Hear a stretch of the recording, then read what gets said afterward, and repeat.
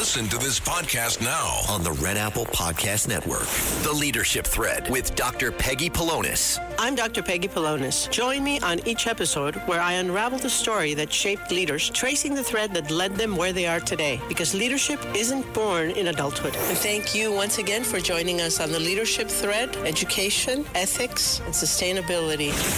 Download all of Red Apple Media's podcasts right now through your favorite podcast platform. Sid and Friends in the morning. Entertaining and informative. On the Red Apple Podcast Network. I'm sorry, Sid. Hi. Oh, God, don't be sorry. You kidding me? No, I'm wrapped up in these meetings on peace. And I said, it's between peace and Sid Rosenberg. And I said, let's take Rosenberg, okay? So. This is the big story yesterday. Miss Israel walks into a bar in Williamsburg, and who's sitting there but the wretched, vile anti-Semite that is New York City's First Lady, Laurel, the mayor's wife. So I reached out to all my buddies, Emily Austin, Ghazal Mizrahi, till I finally tracked down Miss Israel. Her name is Melanie Shirazi, and she's joining us live, which is very nice, right now from somewhere unknown. I'm not going to give away where she is because you're crazy, you people out there. So, Melanie, good morning. How are you? Hey, how are you? I'm doing great. Thank you for hopping on this morning, and thank you for agreeing to do this. It's a big story here in New York, and now it's all over the internet as well. Yeah, it is. It's a big deal. You had a big speaking engagement here in New York just a couple of days ago. That's why you were here, and that's why you ended up in this cafe in Williamsburg. Now, did you know about that place? Did somebody recommend that to you? Why did you end up in that specific cafe? So what brought me to New York was that I was hosting the Consul General and the Consulate of Israel in New York's annual Independence Day celebration, which was a very big event. And a few hours before that, I just decided I wanted to go have a coffee, have breakfast before I have to get ready for the event. So no, I just walked out of my friend's apartment that I was staying at, saw this cafe, thought it looked cute, and started sitting, having my coffee, my breakfast, and maybe 10 minutes after that, none other than Rama Douaji walks in. And not only does she walk into the same cafe as me, she actually sits right next to me on a bench. You can't make this up. You can't make this up. Yeah. I said to myself, like, what are the odds? Like, there is definitely a reason that this is happening. I don't know if I believe in that kind of stuff, but there's no way I'm going to let this girl sit next to me right now, and I'm not going to tell her anything. I'm always up for having a conversation, you know, even if somebody's standing on the opposite side of me, as long as they're willing to have a dialogue. I think that's the best approach to this kind of stuff. I think people are way too divisive and divided. But I did know that obviously she has a pretty strong sentiment towards Israeli for God knows what reason. And so I decided to first ask her for a picture just to kind of gauge what vibe she was going to be in. So I introduced myself, said my name is Melanie, and I asked her for a photo, and she took a photo with me, and she was very, very nice. And then as we were taking the photo, I told her, I'm actually Miss Israel. Oh. And I saw saw the expression change, even though I have to say, I mean, this is part of her job as a public figure these days, I guess, but she did stay polite and cordial, but you could very distinctly see the body language change. And so I noticed this, and I told her, listen, I have to say I'm very disappointed in the things that I have seen you posting or endorsing, but part of my role as Melanie and as Miss Israel is to engage with people in productive dialogue, and I would be happy to have a conversation with you. Now, you know, I think that for the wife of a mayor, like the right response would have been anything, but she kind of brushed me off and smiled awkwardly. And then I asked her, since I gauged this disinterest from her, I asked her, have you ever met an Israeli before? Have you ever gotten to speak to an Israeli directly before? And she once again kind of brushed me off and said, yeah, I have many Israeli friends, which I struggle to believe. This boycott doesn't hurt Tel Aviv, it hurts the Bronx. John Levine just broke a story. New York City Mayor Zohran Mamdani just quietly deleted the city's Israeli business page. No announcement, just access denied. Japan, UK, France, those pages are still up. Only Israel got deleted. So campaign promises kept. Congratulations.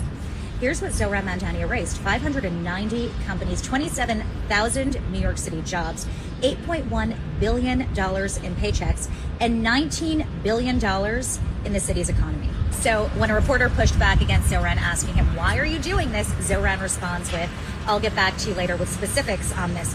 Oh, okay, and we know why you're doing this. Also, attorney Jim Walden points out that discriminating against businesses based on their nationality is a violation of New York City's human rights law. P.S. New York City is already freaking broke. Several credit agencies have flagged the city's finances. Think of it like this. That $18 billion that Zohran Mamdani erased is literally your subway ride. It is your kids' playground. It is the finances behind picking up the trash. America, New York City, is built on the Judeo-Christian ethos, free markets. That's why Zohran Mamdani deleted Israel. And now he's going to burn it all down for an ideology. So money from the CCP and Arab oil nations flood American education, media, and sports. And we've seen what their money does. It destroys so-called American institutions from within. This is what Zohran wants for New York City. He wants to push out the innovators, the job creators, and the financial security and hand over the power to the CCP and Islamists. This is the playbook, and he's running it. James Wilson is a hero. God forbid Captain James Wilson gets caught on video bad-mouthing the mayor, and they got to transfer this poor bastard to the Bronx taking 911 calls. That is not okay. I don't care what policy's in place. There's a double standard that exists in this city where the mayor is allowed and publicly hates our police officers, and this cop who speaks for Sid Rosenberg and millions of other New Yorkers has now been demoted. So if the mayor is allowed to talk bad about the cops, then the cops in turn should be allowed to talk bad about the mayor. So I saw the video. I did not, however, have any involvement in that decision, nor did my city hall. That was, my understanding, is a decision that was made in accordance with NYPD's administrative guidelines. And also breaking here, we have just learned former New York City Mayor Rudy Giuliani is out of intensive care, but a spokesperson says that he will spend time recovering from pneumonia before he leaves a Florida hospital. On Sunday, the 81-year-old was hospitalized in critical condition. His family gathered by his side. Giuliani was previously diagnosed with restrictive airway disease following his response at Ground Zero after the 9/11 attacks.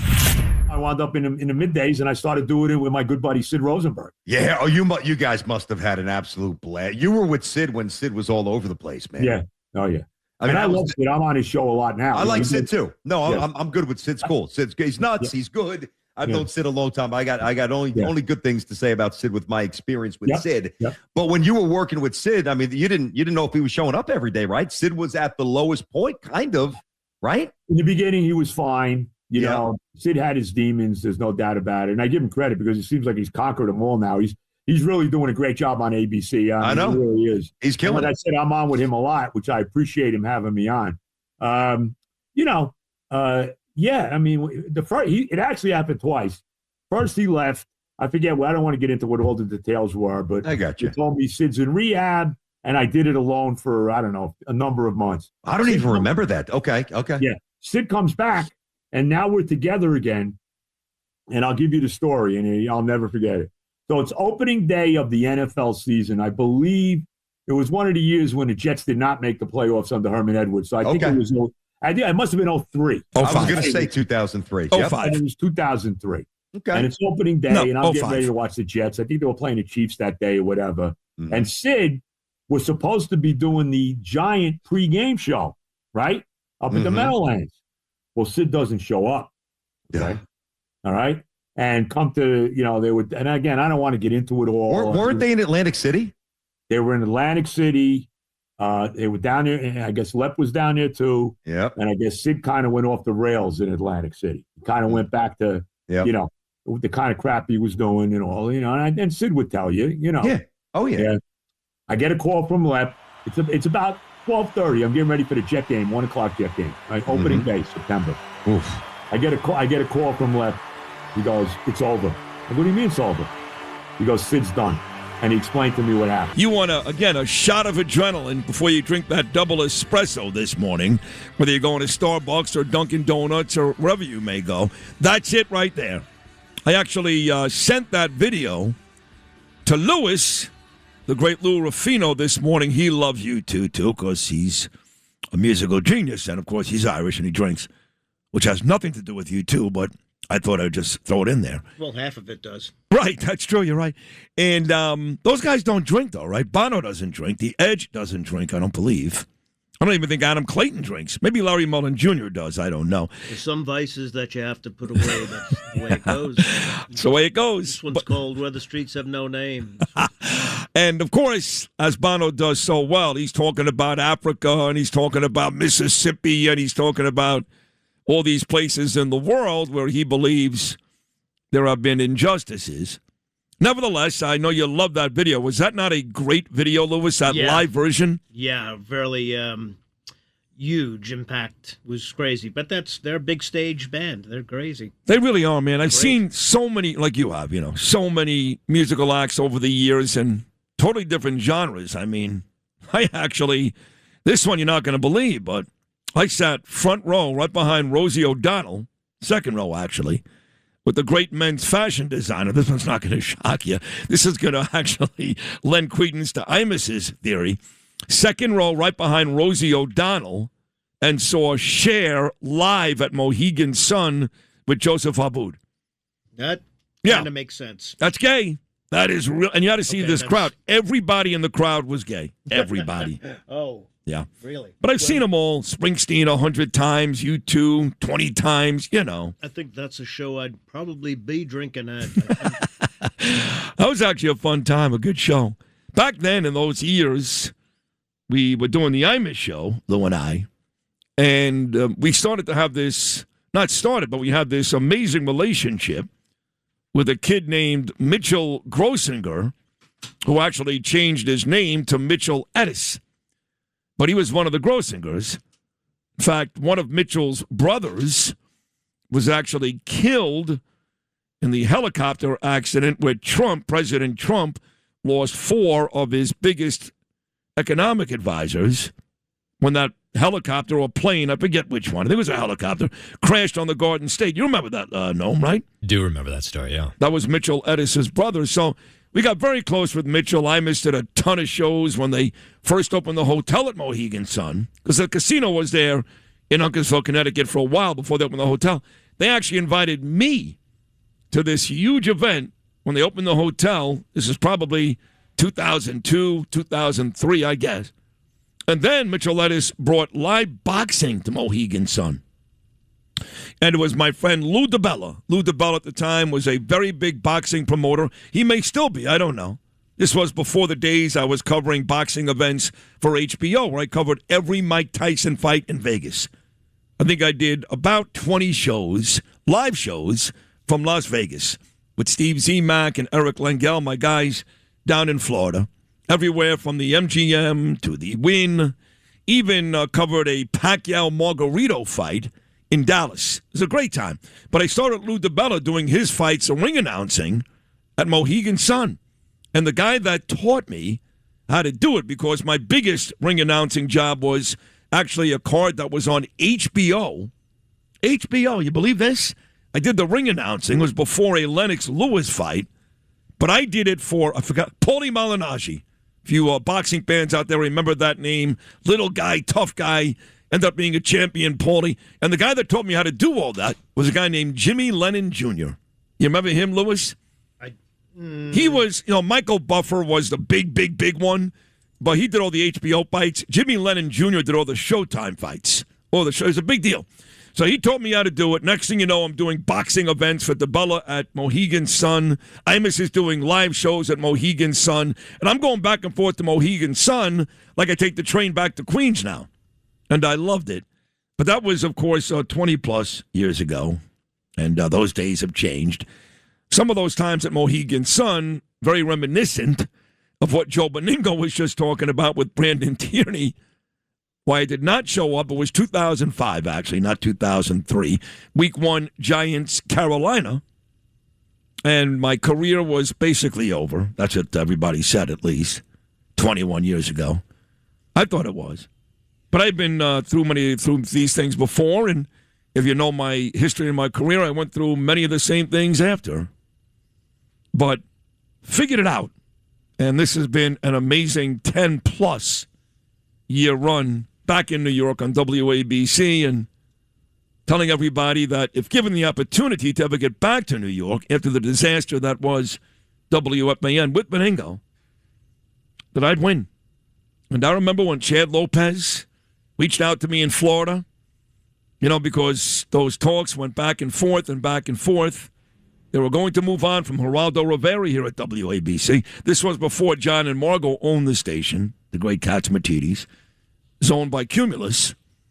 And they were going back and forth. Do we hire Sid and give him Bernie, or do we hire Mike Lupica? And we've had this story on this show a million times. The idiot dentist, he really is a moron, that runs that ridiculous WABC New York City message board that continues to say on the board that Sid would not be here if not for Imus. I mean, he just couldn't be more wrong. Imus lobbied hard, and I told Deirdre and Wyatt this. And I talk to both Deirdre and Wyatt all the time. Wyatt texted me again yesterday. He's coming back on this show before the Preakness. But I told him the truth. Wyatt, your dad, Deirdre, your husband, he didn't want me back. He lobbied against me. And the truth is, it was people like Curtis, who's now a dick, but he was a great guy at one point, and Pete Morgan and Jill Vitale and Bernard and Chad Lopez, who said, no, Sid's the right choice. Sid can bring us to a new level. And Chad did that. He almost didn't take Bernard back, too. I know that. Oh, Imus didn't. Yeah. No, that was after the Rutgers scandal. Right. He had to be talked into it at lunch by Bo Dietl. Hope Bo's listening. Bo Dietl and, come on now, he ran Fox News. Roger Ailes.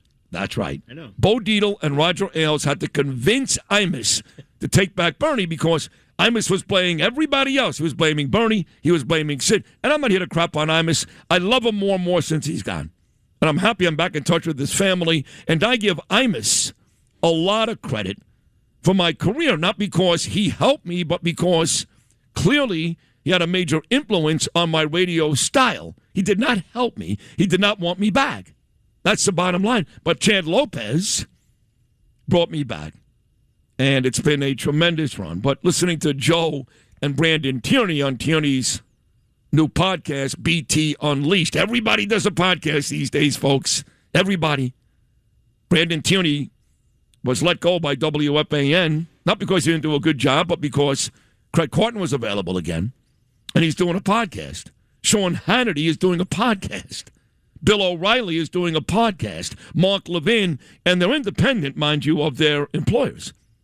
It's not a Fox News podcast for Hannity. It's his podcast. Everybody's doing it, and they're all making big news. And Joe was on Tierney's podcast yesterday talking about me, and we figured we played that because guess who's coming up in about 35 minutes? Noam Laden's favorite guest on this show. That's right.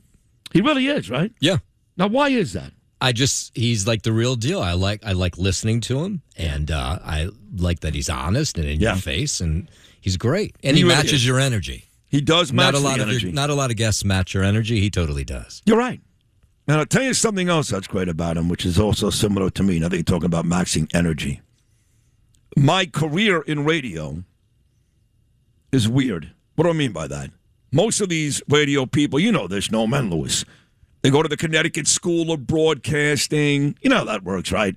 They end up doing sports in Toledo, sports in La Crosse, Wisconsin, and they work their ass off just to sniff stations like WFAN in New York, even to a much lesser extent, ESPN in New York, stations in Los Angeles. You work all these little markets with the hope of getting to New York.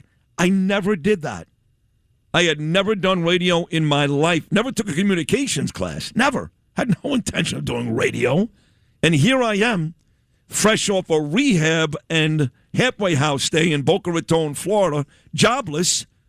And my beautiful wife, Danielle, says, I'm sick and tired of coming home from work and watching you sit by the pool. She was right. It was gross. She said, I'm going to get you a job. She said, there's this company in Fort Lauderdale. It's called Sportsline USA. I go, what is that? She goes, well, they're an internet company. I don't know much about it, but your buddy next door, who you play basketball with every day, Elon Backman, he works there. And it's about sports. So you're going to take the job. I said, okay. So I did my research and found out that at the time, Sportsline USA was an internet sports company. 64,000 pages of sports. Every team and every major sport had their own homepage. They had message boards, statistics, you name it. It eventually became CBS Sportsline, and believe it or not, right now it's CBSSports.com. It was the very first ever internet sports, I said internet twice, site. It was before ESPN.com, before FoxSports.com, before Barstool. None of these things existed. It was 1998, and I would drive from Boca Raton at midnight. Danielle would drive me. I got a customer service job, making $8 an hour, boys, $8 an hour, trying to sell this internet sports site like you would do with stocks. You know, they have these guys, and they try to, I guess they call it cold sell. What do they call that? When they call and... Cold calling. Cold calling, right. So I would cold call, not for stocks, but with this internet site. They gave me a list of thousands of names all over the country, and they go, tonight you got Dallas. And I'd get 1,000 names in Dallas, and I would call and go, hey, I hear you're a big Dallas Cowboy fan. You're going to love this. Go to sportslineusa.com, and we've got pages and pages of info on the Dallas Cowboys. This was my job. And this guy named Ross Levinson, who was in this studio a couple of weeks ago, heard me on the phone one day and said, man, you know a lot about sports. We're doing internet radio. No one's ever done it before. Maybe you should try it. We're going to actually build a whole day of radio programs like we have now at WABC. But back then, it was just the internet, not terrestrial. And I said, sure, I'm making $8 an hour coming to work at 1 o'clock in the morning. I'll do anything. And I did it with a guy named Scott Kaplan. You guys know Scott. He's still on this show today. We're still dear friends. Scott's a big radio star out in Los Angeles and San Diego. And that's how it all started, the whole radio career that has blossomed into this. Unlikely, right? You go from no communications class, never did radio, holed up in South Florida after a long rehab stay in Pennsylvania, and then a halfway house stay in Boca, and boom, I'm doing internet radio. That was 1998. 2 years after that, I was hired. This is unreal. To co-host mornings with Scott Kaplan at 102.7 WNEW FM in New York when that station was red hot. Opie and Anthony, the radio chick, Ron and Fez, Don and Mike. And after that failed, the very next year, Lee Davis, Mark Chernoff, and WFAN hired me. That is not a conventional way to get into radio, let alone make your way into the number one media market in the world. I went from no radio experience, never thought about radio, 3 years later, 3 years, sports on Imus, hosting the midday show, and doing the Giants on WFAN. Benigno, very similarly. FAN had these contests. They put them on during the summer. This was before they started doing those at the malls, though. I don't remember the exact contest that Joe Benigno won, but he won an on-air contest, no? Like, this guy's really good. He won some contest, ended up on WFAN, also no radio experience, no communications classes. So when you say that Benigno matches my energy, we're also, of all the people that ever worked at WFAN, two of the most unlikely to have big-time radio careers because we had none, and I mean zero, formal training. Can you imagine if Danielle had come home that day where she wanted you to get out of the pool and get a real job, and she said, go work at Kroger? I know a great job at Kroger. Where would you be today? I'd be at Kroger. Yeah. I mean, I had a job. It's funny you say that because when I was in rehab and Danielle was back in New York, but I had to work. When you go to the halfway house, not rehab, I'm sorry. I did my rehab stay the first time. I've done two. And thank God I've been sober a long time. But the first one I did was in Wernersville, Pennsylvania, at a place called Chit Chat Farms. I was walking in. Steven Tyler Aerosmith was walking out. Okay? And the year was 1995. Married 3 years. You know the whole story. That was my first rehab. But when I was done with my 30 days, my counselor said to me, okay, where you going next? I go, what do you mean? He goes, you're not going home. He said, you've been doing drugs and drinking for 15 years. 30 days ain't going to do it. You got to go to a halfway house. I said, oh, my God. Really? He said, yeah. Where would you like to go? And I said, well, the only other place I really know besides New York is Florida. I spent so much time in Hallandale as a child and, went to the University of Miami for a short time, so I guess I'll pick Florida. Great, you're going to Florida. So I end up in Boca Raton at a place called Boca House on El Camino Boulevard. Nice little spot, east side of Boca Raton.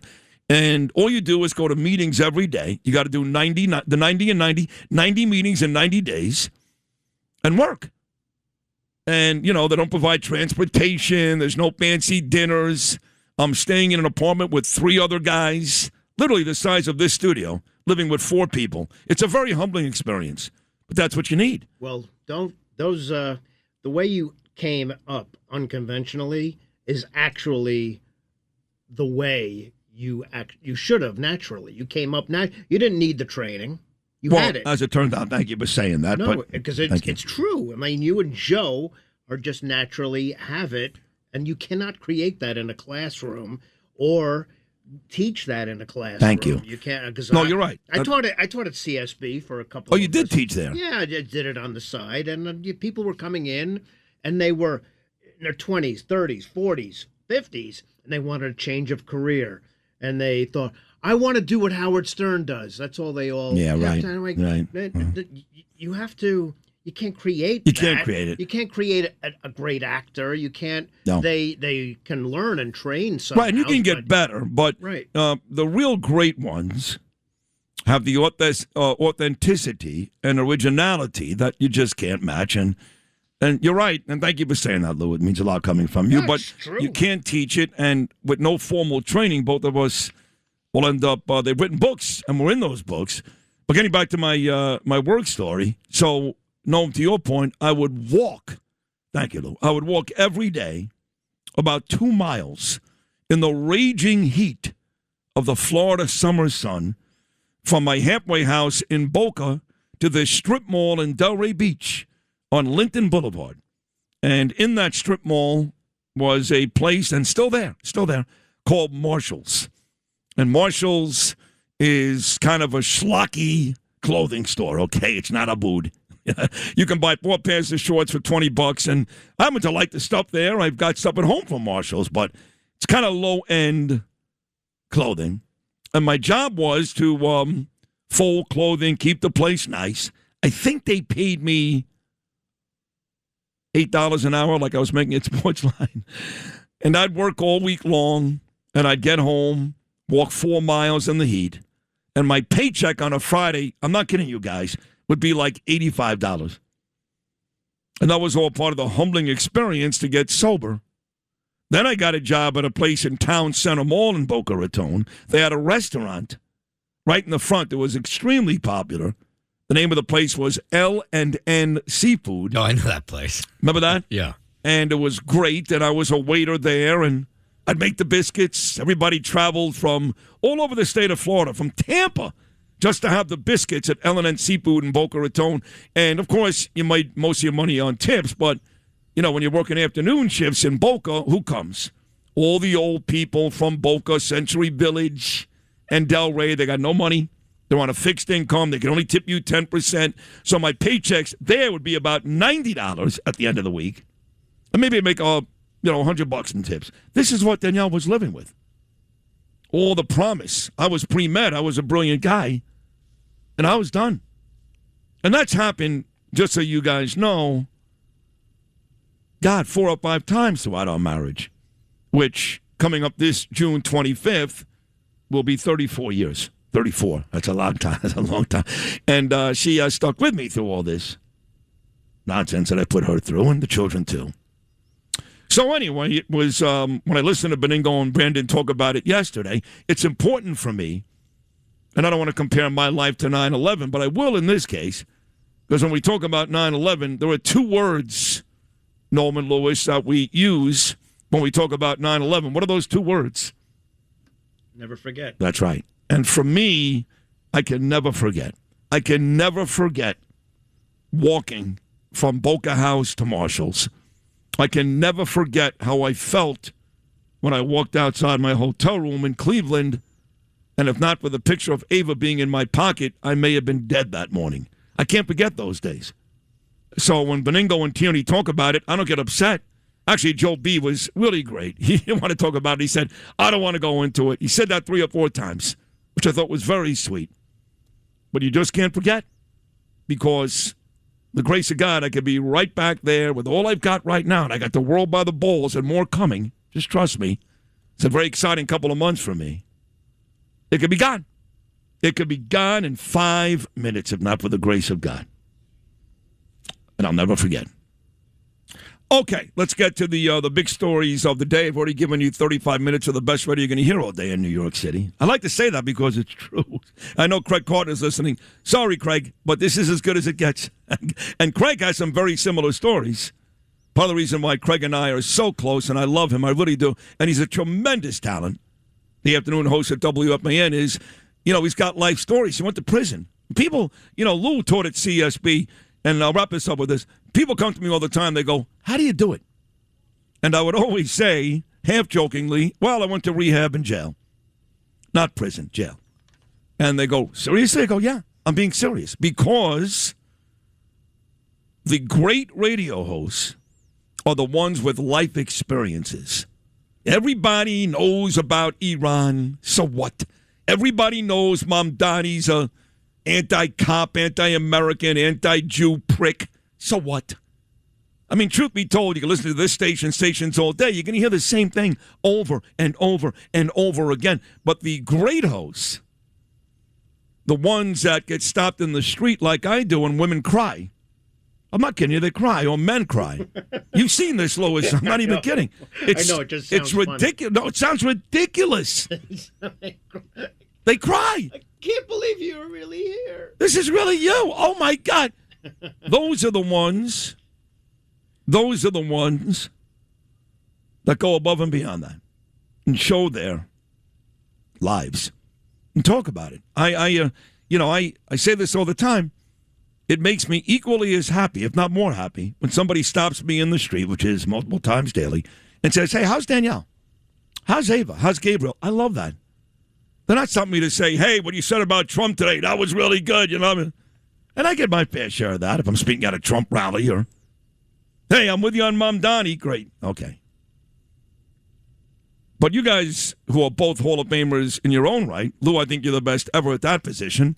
And Noam, you are at this point, I'm not sure if it's even close. Sorry, Ben Meverak, the best news guy in the city. You guys both know and understand that the great radio hosts are the ones that keep people listening when they're not talking about necessarily the hits of the day.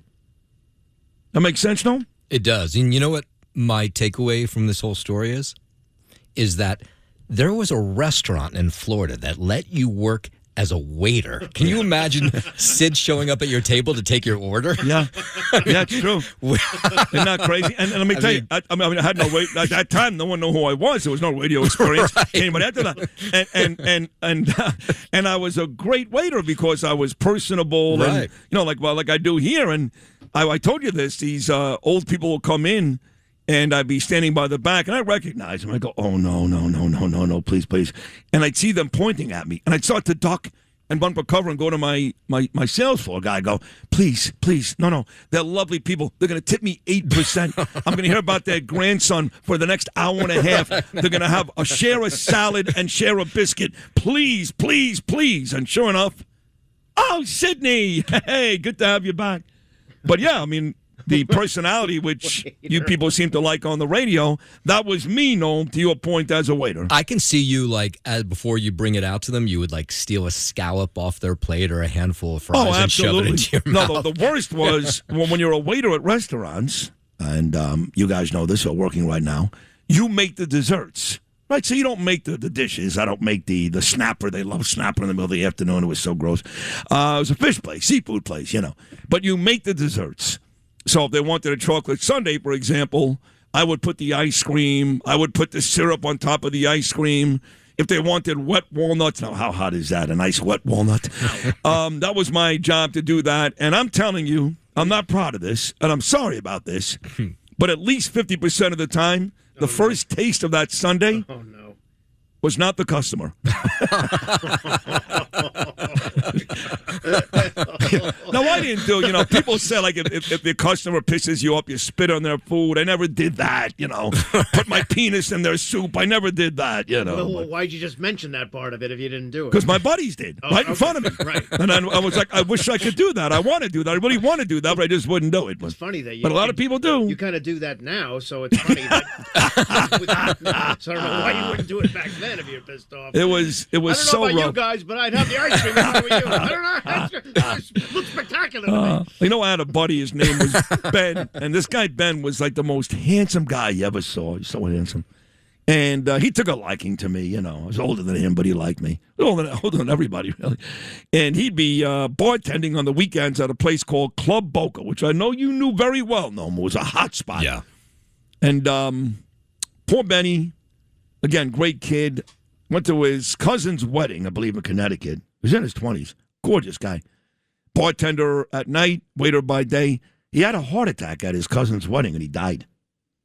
Right there at the wedding. Oh, my God. Yeah. And I remember that I knew I was getting better because it hit me so hard. I knew that I was getting my emotions back because when you're going through all that, and the person that really crushed me was Danielle. I told this story before. The first time I left for rehab, I had gone to Danielle's college graduation. She graduated from Brooklyn College. And I'm so proud of her. And believe it or not, the commencement speaker for her was Hillary Clinton. And at the time, I didn't hate Hillary Clinton at all. In fact, I thought it was really cool that, the wife of the former president is going to be speaking, and she was a state senator, too. She was going to be speaking at Danielle's graduation. But midway through that speech, I had to leave because I had to meet my parents outside the gates of Brooklyn College because my parents drove me to Warnersville, Pennsylvania to go to rehab. And I remember leaving Danielle and going, oh, my God, I may never see her again. Here she is. She's young. She's gorgeous. She's still gorgeous. Smart, graduating college, and I'm a loser. I was a loser. And I remember crying in the car, going to my mom, dad, and they said, listen, she loves you, and if it's meant to be, she'll stay. And if not, then make it a life lesson. And when you go to rehab for a week, you're not allowed to talk to anybody. They did. Back then, there were no cell phones anyway. I didn't have one. Maybe I did. I don't remember. But you can't talk to anybody. For the first 7 days, by day 8, you can start to contact your loved ones. So I leave her in the middle of graduation. She's crying. I'm convinced it's over. I go to this Pennsylvania place by Reading, middle of nowhere. And every day was torture till day 8. And day 8, Danielle called and ended up visiting me that weekend. These were the types of days and weeks and months I had for a very long time. So, again, when I listen to Benigno and Brandon Tierney, it doesn't make me angry. It makes me feel even better. Because, look, I could just ignore all that stuff and act like it never happened, but it did.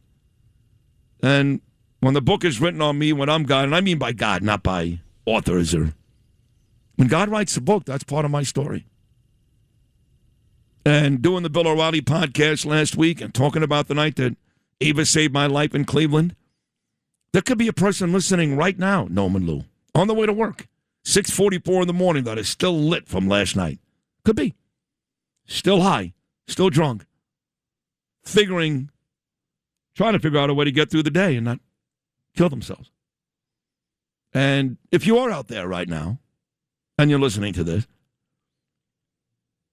let this be inspiration for you, because it was as bad as it can get from me. 2 suicide attempts, 2 rehabs, no jobs. It was awful. Blew millions and millions of dollars. That's not an exaggeration. I blew millions. And here I am today at the top of the world. And you can do the same thing. Your top of the world may be different than mine. When I say the top of the world, I don't mean because I'm the number one radio host in New York. I mean because people respect me. My wife respects me. My kids love and respect me. That's the top of the world, not the number one radio host. See, I'm sure all you guys thought that's what I meant. And you're wrong. It's great. It's great. Trust me. I love every second of it. Love it. But when you can go to bed at night and wake up the next morning and people in and around you, and I have my detractors still, and people still call me a junkie and a degenerate and all that stuff, all day, every day. But I don't care. Means nothing to me. That's on them. It's not on me. It's on them. But when people you really love, people you care about, when they can look you in the face and say, I'm proud of you, you've won. You've won. In fact, I'm going to take a break now. We'll come back and hit the big stories of the day with my guy Noam Laden on this already very emotional Thursday, Sid and Friends in the morning edition. And we'll be back with the top stories of the day. Sid and Friends in the morning on the Red Apple Podcast Network. Did all that personal stuff in the first segment. Let's get to the big news of the day. I know there's about 10 stories about Mamdani. One of the stories that I played a video of this morning, our friend Jacqueline Toberoff, her brother Matt's a great guy too, but Jackie's on this show quite a bit. She's part of that girl squad that I'm friends with. There's about 10 of them, and they're great. And she's going on and on about this business page that Mamdani deleted. If you know about this story, Noam, but the business page is the Israeli business page. She mentioned like 10 other countries that still have pages up. I think the Israel page is worth about $18 billion for a city, again, that's $5.4 billion in debt. And now Ken Griffin saying yesterday that he's going to scale back. Congratulations, Mayor Moron. You found a way to lose Ken Griffin. He's not completely gone, but he's going to scale back. And I'm still not sure whether he does that $6 billion project on Park Avenue. Mayor Moron, way to go. But this Jack Toberoff story about deleting the business page. You know about that? Yeah, there's this back and forth that's going on. It was reported that the New York City Economic Development Corporation website removed a page that was promoting New York City's business ties to Israel. But they claim, the EDC, the Economic Development Corporation, said, no, it was taken down in March as part of a regular updating of the page. So which is true, I do not know, but they claim there is nothing sinister going on here. Nothing, huh? Yeah. I just got this message from Bruce Blakeman. Hey, Sid, I was in the Oval Office for 90 minutes 2 days ago. I told President Trump you send your regards. He responded with, Sid's a great guy. I agree. Uh-oh. Let's get Bruce on today. Hey, Bruce, you've been listening. Call. Let's figure this out. Let's get you on. I want to hear more. I want to hear more about you and Trump talking about me. I don't care about the taxes and everything. I'll text Bruce after the segment. Okay, so that's that one Mamdani story. Captain James Wilson is still taking 911 calls from the Bronx, right? That hasn't changed. Yeah, no, that's where he is. And I told you about Ken Griffin. He's, quote, scaling back. That's not great. What else is going on with Mamdani? Anything else? That's the big story. Mamdani weighing in on this captain, saying that he had no hand in making the decision to put him up in that 911 center up in the Bronx, that he said it was definitely, it was the police commissioner or the people that worked for her. Wait a second. That's fine. Maybe, and here's something.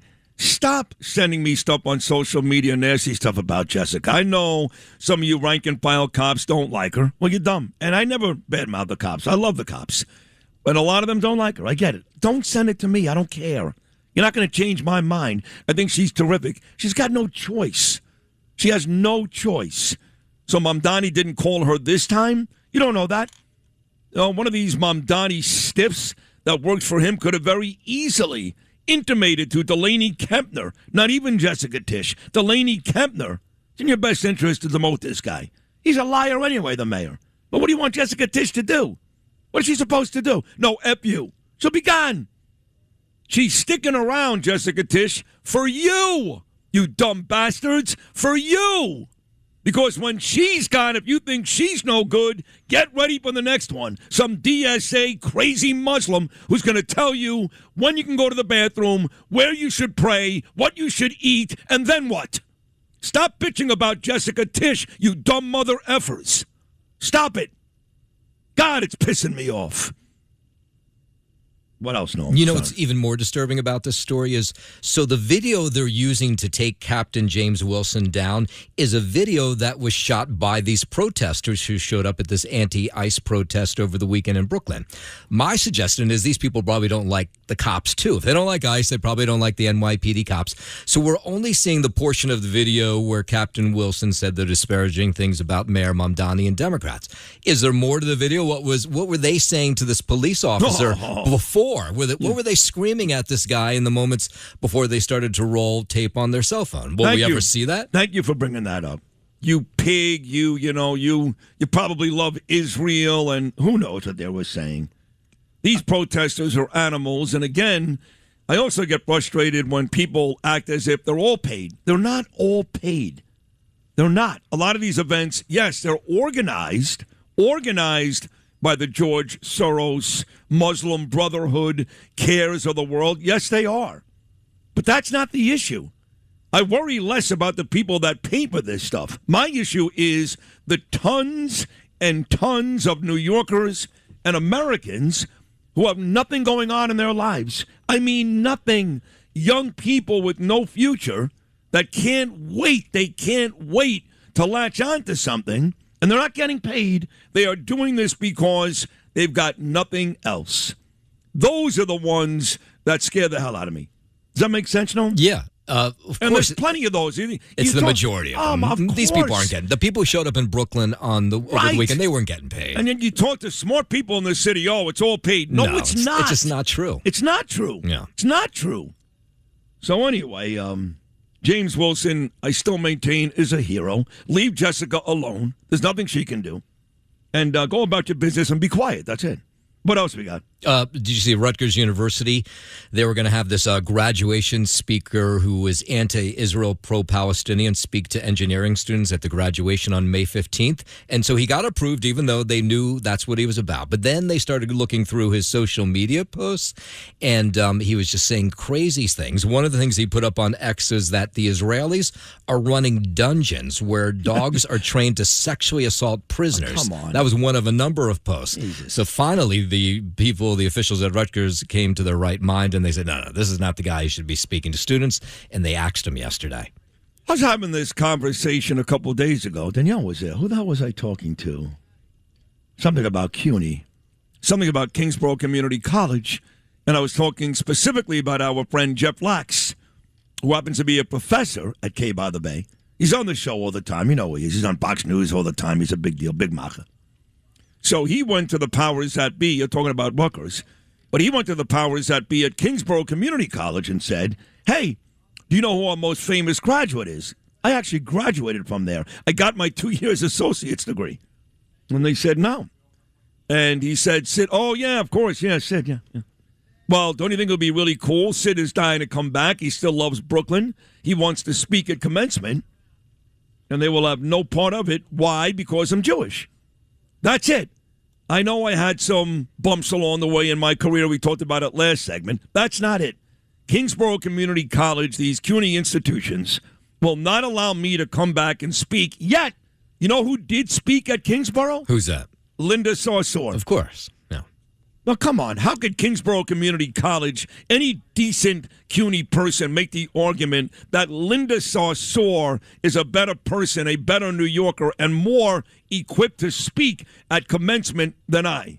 How could they possibly do that? You know, I could take that first 45 minutes of the show we did today, and if you stood up there and gave that speech to graduates, that'd be amazing. Well, thank you. Right? I mean, and there's no politics in there. You're just saying, hey, you know, you're going to have times in your life where things won't go so well. Maybe not as bad as what you went through, but you can always rehab yourself, find your way out. And here's my story. That would be great when you don't even have to talk about politics in your speech. Yet they just outright cross you off the list because I guess they're afraid you're going to talk politics. I guess I'm Jewish. That's a bigger one for me. But thank you for saying that. I appreciate that. And it was cathartic for me those first 35 minutes. Yeah, it sounded like it was. I enjoyed it, yeah. What else am I missing here? Do you care about the Epstein note, the Jeffrey Epstein suicide note? I get into trouble with this because, of course, I care. I don't care about the Epstein suicide note because I still feel he was murdered. I don't feel like he was, taken by the Mossad and having lunch right now in Tel Aviv. That is beyond sublime and ridiculous. And I don't believe that he killed himself. I believe he was murdered. I don't really care about the manner in which he died. I'm just glad he's dead. And I care about the story, obviously, because any child taken advantage of, if you know who I am, the father that I am, and how I feel about children, you know that it's the worst possible crime. Bottom line is, pedophilia is the worst possible crime. And anybody who was involved with that, with Jeffrey Epstein, should be prosecuted to the fullest. That would include President Trump, but he didn't do it. So stop talking about President Trump and stop talking about me. I'm tired of being called a pedophile myself 50 times a week on Twitter. 50 times a week on Twitter, I'm called a pedophile because I'm friends with Trump and the left and even members on the right, idiots like the Kentucky Senator Rand Paul or others. They get back at Trump by doing this. So, of course, I care about Epstein, what he did, and I want everybody prosecuted to the fullest. And I'm also frustrated that no one has really been arrested. I am. I really am. But when you take it to the level that both sides have taken it, where now everybody's a pedophile, that's when you start to lose me.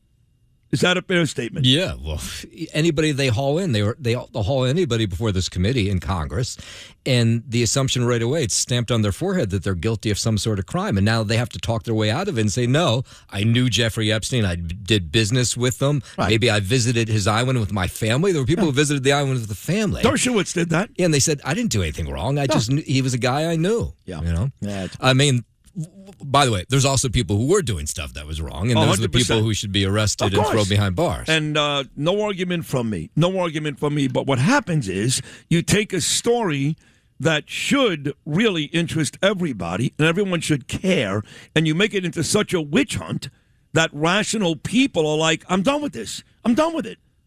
And for people that don't understand that, maybe you should go back and read your own tweets or your own Facebook posts or your own Instagram posts, because you've done it. Not me. You've done it. You've taken a story which should be important and turned it into such a stupid witch hunt that normal, rational people can't handle it anymore. And something that they lean on, presumption of innocence, is thrown out the door. Oh, it's gone. There is none. Because that's what they would say about, Luigi Mangione. Everything. It's just, he's innocent. No, that's not it. Oh, he's another. The second you say it, you're guilty. Yeah, of course. So there's no. Of course. So it's pick and choose. It's hypocrisy. Yeah. That's all it is. Pick your poison. Yes. Basically, pick your poison. What else we got, Naomi? Then you have this hantavirus that everybody's freaking out about. Is this the one on the boats? Yeah, so this is this cruise ship that's in the waters off West Africa. It's a Dutch cruise ship that's been hit with this hantavirus outbreak. There's only really two ways to get it. One is from the urine and droppings of rodents, and it's deadly, by the way, about 40 about rat duty? Yes. Oh, God. What's more grotesque than rat duty? Nothing more nasty. Maybe Alex duty. I don't know. Wasn't in that restaurant you worked at, right? No. We didn't have rats. It's funny you say that because every fine restaurant in New York has rats. I know you don't want to hear it, folks. Okay, they got roaches, they got rats. It is what it is. It's what New York is. It's not the restaurant's fault. Of course, there's food everywhere. Food everywhere, garbage bags that sit outside in the street no matter how hard my sanitation guys work, and I love all you guys. But in Florida, they don't have the same issue with the rats. So, no, I didn't have any rat issues at L&N Seafood other than the retired mob guys who moved to Boca, and there's some rats there, a lot of big rats. Yeah. What else you got? No, I got to wrap this up. Benigno's coming. A lot of big rats. Yeah. By the way, we got to control. A lot of live ones. A lot of ones that you don't want to associate with. But these are rats you don't want to. They could be bad hombre rats. I would say they are. But I'm sorry, Noam, about that. That's all right. Favorites, Noam. Okay, sorry.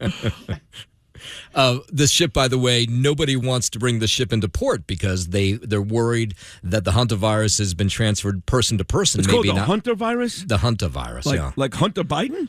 Kind of like that. It's Hunter virus. How do you spell it? Hanta virus. Hunter virus. And what does Hunter come from? What's the... No idea.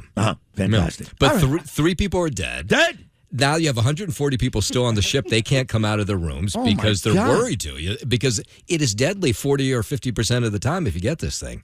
So now it's off to the Canary Islands, and they're trying to figure out where they're going to anchor so everybody can get off the ship. You know, years ago, these boats had duty coming up and down the walls. You remember that? Yeah. And then they had Legionnaire's disease. So my wife hates a cruise. She hates it. I love it. On our honeymoon 34 years ago, we did it, took a cruise to Puerto Rico, Jamaica, St. Thomas, St. Martin. I forget where else, I don't know. But I loved it. And I've been on many cruises in my lifetime. You know, and I like the fact that you port and you go to these nice cities and spend the day. But I love the part that you go back on the boat and you got food and casinos and fun stuff. I love a cruise. She hates it. And then when these stories pop up, and they pop up way too often, like deadly diseases on boats all the time, she's going to end up being right. Like, she wouldn't even want to eat the food half the time because she would see, like, these fat, nasty Americans running to the buffet at, like, midnight and everybody touching this stuff. Yeah. She's like, this can't be fresh. So she hates it, and I can't go anymore. Now you're making it even worse for me, so thank you. Yeah, well, and then you think about, like, just they turn these things around in, like, 24 hours. So, like, you get off, and then 24 hours later, like, another 10,000 people on the ship. There's no way they could clean the thing that fast. There's no way. No, it can't be very sanitary. We'll get back to you, Noam, with the news throughout the morning. There's no better news guy in New York, quite frankly, throughout the country than Noam Layden. We're very lucky to have him. We'll take a short break. We'll bring on Noam Layden's favorite guest. We've got 6. This is Sid on Sports. Sponsored by Peerless Boilers on 77 WABC.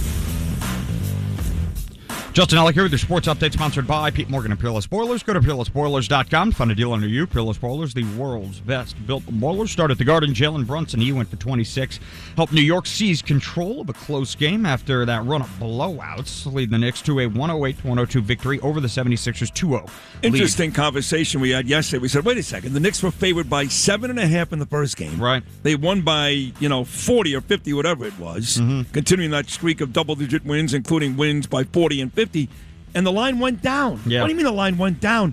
Now, it went back up to 10.5 when you found out yesterday that Joel Embiid may not play again this postseason. Right. But initially, the line went from 7.5 to 6.5 because the public felt that the 76ers, even with Embiid or not, would come back and play a better game, and they did. So initially, that first line, the Knicks would not have covered.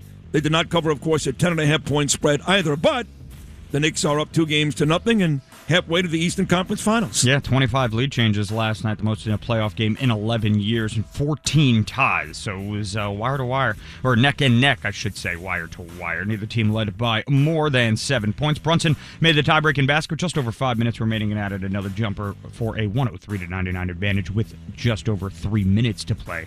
And the series moves to Philadelphia for Game 3 tomorrow night, and Game 4 come Sunday. Elsewhere last night out in San Antonio, Spurs beating the Timberwolves 133-95, running a rough shot in Game 2. That series now knotted at a game apiece. And tonight in the NBA playoffs, 7 p.m. start for the Cavaliers and the Pistons out in Detroit. Pistons, they're 3.5-point favorites up in that series, 1-0 and 9:30 p.m. tonight. Western Conference semifinals, Lakers and Thunder out in OKC. Thunder heavy favorites here, 15.5-point favorites going into Game 2. Same line as Game 1, yeah. And they won by 18. Struggled in the first half, but won by 18. Something tells me they cover again. Yeah, me as well. Out in Colorado, Juan Soto led off with a home run. Marcus Semien homer and finished off with 4 hits. And the Mets beat the Rockies 10-5 after the start time was pushed back 6 hours due to a snowstorm. Up next for the Mets, the righty Christian Scott gets a start in this afternoon series finale of this 3-game set. New York vying for a sweep and to escape snow-ridden Colorado. First pitch is scheduled for a 3:10 p.m. first pitch from out there. In the Bronx, Yankees dropped the middle game of their 3-game set against the visiting Texas Rangers. Final score there, 6-1. Aaron Judge did add to his Major League leading tally of 15 home runs now. A lone run for the Yankees. Ready Paul Blackburn makes his first start for the Yankees this afternoon. 17 relief appearances since they signed him last August. Originally scheduled starter Ryan Weathers, he got pushed back because he's sick. First pitch from Yankee Stadium set for 12:35 p.m. this afternoon. That's your sports, sponsored by Pete Morgan of Peerless Spoilers. Go to peerlesspoilers.com. Find a deal on your Peerless Spoilers, the world's best boilers. Justin Alex, 77 WABC. Sid and Friends in the morning on the Red Apple Podcast Network. I wound up in the middays, and I started doing it with my good buddy Sid Rosenberg. Yeah. Oh, you guys must have had an absolute blast. You were with Sid when Sid was all over the place, man. Yeah. Oh, yeah. I mean, I love Sid. I'm on his show a lot now. I like Sid too. No, I'm good with Sid's cool. He's nuts. Yeah. He's good. I've known Sid a long time. I got only good things to say about Sid with my experience with Sid. Yep. But when you were working with Sid, I mean, you didn't know if he was showing up every day, right? Sid was at the lowest point, kind of, right? In the beginning, he was fine. You know, Sid had his demons. There's no doubt about it. And I give him credit because it seems like he's conquered them all now. He's really doing a great job on ABC. I know. He really is. He's killing it. Like I said, I'm on with him a lot, which I appreciate him having me on. I mean, it actually happened twice. First, he left. I forget. I don't want to get into what all the details were, but I got you. He told me Sid's in rehab, and I did it alone for, I don't know, a number of months. I don't even remember that. Okay. Yeah. Sid comes back, and now we're together again, and I'll give you the story, and I'll never forget it. So it's opening day of the NFL season. I believe it was one of the years when the Jets did not make the playoffs under Herman Edwards. So I think it was it must have been 2003. I was going to say 2003. Yep. And it was 2003. 2005. And it's opening day, and I'm getting ready to watch the Jets. I think they were playing the Chiefs that day or whatever. Mm-hmm. And Sid was supposed to be doing the giant pregame show, right? Up in the Meadowlands. Well, Sid doesn't show up. Okay. Yeah. All right. And come to, they would, and again, I don't want to get into it all. Weren't they in Atlantic City? They were in Atlantic City. They were down there, and I guess Lep was down there too. Yeah. And I guess Sid kind of went off the rails in Atlantic City. He kind of went back to, the kind of crap he was doing and all, and Sid would tell you, Yeah. Oh, yeah. I get a call from Lep. It's about 12:30. I'm getting ready for the Jet game, 1:00 Jet game, right? Opening day, September. Oof. I get a call from Lep. He goes, "It's over." Between God and Danielle and other forces in my life and, quite frankly, my talent, here I am at the very, very top of our chain in this radio business. But that was my former partner, Joe Benigno, who's now on this show every week, who's not just a great talk show host, but a dear, loyal friend. And you heard that he was on with a guy named Brandon Tierney. I like Brandon, too, a lot. Brandon most recently did the midday show at WFAN with Sal Licata. Craig Carton came back. The Fan went to Evan and Tiki. So Brandon is doing his own podcast now, and it's very good. I recommend you guys check it out. It's called BT Unleashed, and Brandon's a real nice guy. And at one point, me, Brandon, and Benigno all had the same agent, Mark Lefselter. But what struck me when somebody sent me, Kevin Canessa, my boy Nessie, when Kevin Canessa sent me that audio yesterday, what struck me was how Benigno handled it. And what I mean by that is Brandon really wanted the gory details, which Bill O'Reilly got from me last week. It's one thing to get it from me, and I voluntarily did it and made for a great podcast, but you can tell my buddy Joe was uncomfortable. Didn't want to talk about it. And I thought that was really nice. I really did. That's what struck me was that Benigno was, listen, he's doing great now. I'm on his show all the time. The guy's at the top of the world, and I don't want to get into it. So I just want to tell you, Joseph, that I thought the way you handled that was really classy, showed your loyalty to me as a dear friend of almost 25 years, and I appreciated it. Thank you very much. Bro, I love you, bro. You know that. Nothing but love. I really wish that, it didn't work out for all those years because we would have had a kicking show. I loved working with Evan. It was great. I always say if you and I would have stayed together, I would have been like the straight man to you, and that would have. Now you're really talking about something. You know what I mean? If I'm playing the straight man to you, so unfortunately didn't go down that way, but. We're all thrilled that you're kicking ass now, bro. God bless. And you're part of this on this show every week, and you're still kicking ass. And, a lot of people really did think that Joe and Sid and Joe would be the next Mike and the Mad Dog. But Joseph, as I'm getting older And a lot of people that I love and respect, friends and people I know, are dying. They're dying. We lost John Sterling this week. The more I come to the realization, and I don't want to get too, philosophical and too cliche in this conversation, but the more I'm coming to the realization that God has a plan, and unfortunately it didn't work out well for us because we could have been great, and we were great. For 2 years we were great, but here we are 20-plus years later, still best of friends, and you're still killing it, and I'm doing well, and I guess this was God's plan, right? I guess so. Is God's plan? So is God's plan to make sure that the Knickerbockers get back to the NBA Finals this year? Boy, I tell you, man, I am excited for this team. I got a concern though, and I fully expect them. Look, right now they're clearly the best team in the Eastern Conference. There's no doubt about it. I do not fear the Detroit Pistons or the Cleveland Cavaliers, but what happened last night that scares me is OG Anunoby went down with an injury. Now I still don't know exactly what the deal is with him. I've heard, watching the post-game show, I've heard it might be a hamstring, something like that. But he's been unbelievable. I mean, he's the modern-day Dave DeBusschere for this team. I mean, he's been unbelievable, both ends of the floor. He had a big game again last night. And that concerns me, I have to say. It really does. No, because you'll need him to get by Detroit. We should be Cleveland. I don't know. We'll see. The lines in those games are somewhere between 2 and 4. So Vegas seems to think that Cleveland will be competitive even on the road, although Detroit did win by double digits in Game 1. But they'll need him in that next round. And, you look at the job, for example, that RJ did for Toronto and that 7-game loss to Cleveland in round 1. And quickly, those guys are still very good players, but I think you'd agree that this turned out to be a great trade for the Knicks. Look, Leon Rose has done a spectacular job. You never see the guy. He really took the Knicks out of the 20-year abyss that they were in, and he made every move he's made. I mean, the entire starting lineup, Sid, is not homegrown Knicks. I mean, he signs Jalen Brunson to a free agent contract. Turns out to be one of the great free agent contracts in the history of sports. Forget about just in New York. He makes the OG Anunoby trade, like you said, for Barrett and Quickly. He makes the Karl Anthony Towns trade and I love Dante DiVincenzo and Randall, and look how that's turning out. He steals Josh Hart from Portland. He makes the Mikal Bridges trade. That's the one. See, that's the one. Yeah, that's the one. Stephen A. Smith is. You know what, bro? Look how he's played the last. He's played games. well. I mean, he was huge again last night. Yes. How about the defense on Maxey that he played? Not to mention he scored 18 points and hit a monster basket with the Knicks up, clinging to a 4-point lead in the closing minutes of the game last night. A huge shot to put him up 6. You got to look at that. I mean, Leon Rose has done a magnificent job with this team. No, he has, and I'm going to have Stephen A. Smith on this show in about an hour. He's a regular now. He likes to come on and talk politics, so he said, do me a favor. You had Christopher Mad Dog Russo on yesterday, which I did, and Doggy and I had a lot of fun talking about my new Yankees, but I said, I only want to talk politics when I come on with you. I enjoy doing that, like you do occasionally. I said, okay, fine, Steve, but we'll still talk about the Knicks. He hates the Bridges trade because of all the draft choices, but you're right. He's been great the last couple of games, and if OG turns out to be a little more seriously injured than we know at this point, then Mikal will even be more important. So you believe the Knickerbockers are on their way to the Eastern Conference Finals? Oh, yeah. I think they're – look, bro, if Anunoby's healthy, there's no reason they shouldn't win the championship. I mean, let's be real.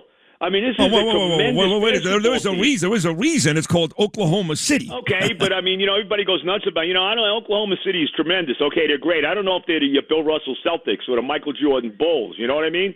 I don't know about that. Or the Magic Johnson, Kareem Abdul-Jabbar Lakers. I'm not sold on that yet, okay? So I look at this starting 5 that the Knicks have right now. Okay, and you know me. I've been a Knicks fan since 1962. I saw Richie Guerin and Johnny Green play. People don't even know who these people are. Okay, all right. This is how far back I go, to the old garden. My father used to take me to the doubleheaders. That the NBA, believe it or not, NBA doubleheaders. You see the Lakers Celtics in Game 1, and then the Knicks playing whoever in the next game. So I go way, way back with this team. Okay, this is the best starting lineup I've seen the Knicks have since the championship teams. I mean, Patrick Ewing. And we love those teams, and they gave us a lot of aggravation, a lot of pain, too. But, they went to the finals a couple times. Patrick Ewing never had the starting lineup this team has now. God, no. Not even close. I mean, it's not even close. bro. You had guys on those teams that you loved. You loved Charles Oakley. You loved Anthony Mason. And John Starks had his moments where he was a legitimate superstar, but he was not really a superstar. I mean, you could make the argument, as you said, got to the NBA Finals twice, losing in 94, of course, to the Rockets, and 99 to San Antonio, that Patrick Ewing never really played along one All-Star. Not one. No. And this team is how many guys can kill you on this team, bro? I mean, you look at this team, you can get beaten a lot of different ways, and then you got to look at the bench too. I mean, they got a pretty good bench. You look at McBride, you look at Clarkson, obviously Mitchell Robinson. I thought it was funny last night. Mitch didn't play last night. To me, it was a bigger deal because Karl Anthony Towns, who gets no breaks from the officials at all, by the way, got in early foul trouble, and there's no Mitchell Robinson. And I thought Mitchell Robinson being out was a bigger deal last night than Embiid being out for Philadelphia, to be very honest about it. How about that? And, but you look at that, you look at the bench, Alvarado, these guys, they got a deep team and they got a good team. They could win the championship, Sid. Wow. And I keep saying this. And again, we need Anunoby healthy, but if they don't win that, what are they winning, Sid? You tell me, if they don't win a title this year, this team, when the hell are they winning? That's a fair question. It's a fair question. And for folks that don't know, my dear friend Joe Benigno, for him to say my team can win a championship would almost be like Osama bin Laden going to a bar mitzvah. I swear to God. It's right, or maybe Mandami going to a bar mitzvah. Even worse, You're right. Tell me about this Met team. Of course, I've switched allegiances. I was back at Yankee Stadium 2 nights ago. But look, the Mets have won 4 out of 5. They're playing much better baseball now. The teams they beat in that stretch are the L.A. Angels and the Colorado Rockies. The Rockies may be the worst team in baseball, but are you feeling like this Met team is starting to turn a corner or just beating bad competition? Well, look, you know what I like, Sid? I don't know where they are. They're still 8 games under 500. I don't expect them to turn it around and make this big run to the playoffs by any means. But what I'm encouraged by is this kid Carson Bench, who all of a sudden is starting to hit. He got a couple big hits again last night. He hit a home run the other day. He's played outstanding defense. I'm really getting excited, watching him play. Vientos has started to hit a little bit. You got a big game from Marcus Semien last night. He went 4 for 4, hit a 2-run homer. Look, they got to be better than the way that they've played. I mean, do I expect this team to be a playoff team? I don't, not at all. But at least you like the way they're playing. Like you said, they won 4 out of 5, 3 in a row now on this road trip.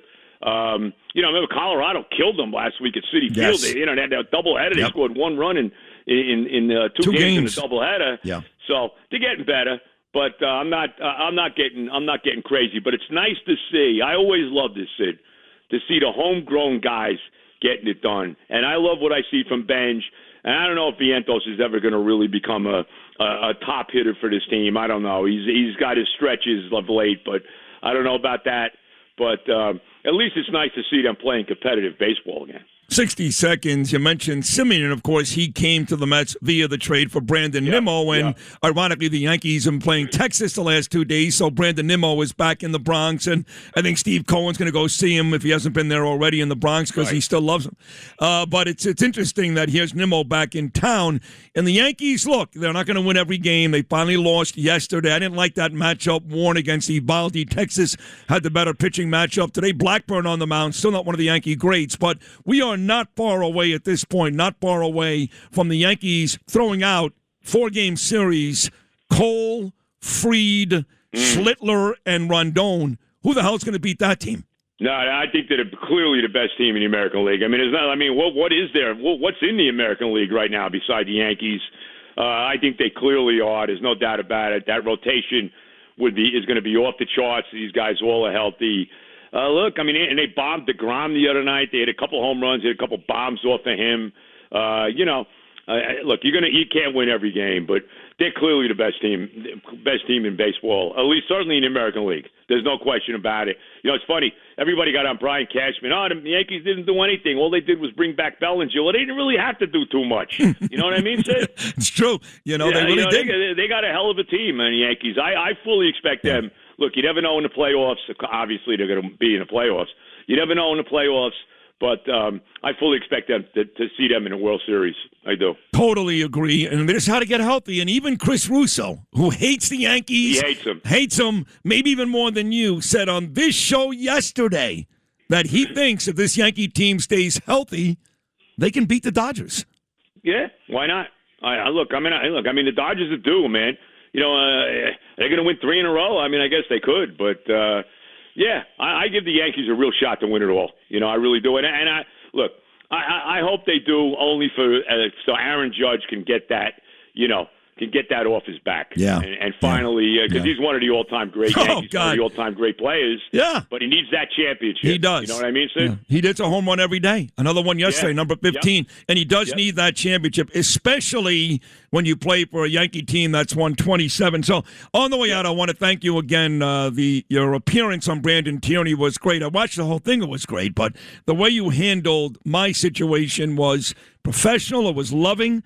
And I love you to pieces, Joe Benigno. I love the fact you're on this show every week. I love you more as a person. Thank you so much. Sid, I love you. God bless you and the family. And as I said to Brandon, I really appreciate you giving me the opportunity to come on your great show. I really do.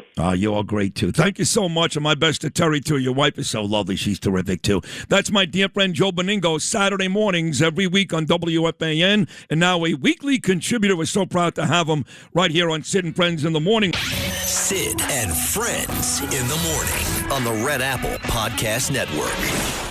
On the way out, the big question is, we've got the Belmont in Saratoga this year as they rebuild the track. It's back at the Belmont next year. And there's nothing more exciting, as you know, Cherie, than having a chance at a horse at winning the Triple Crown.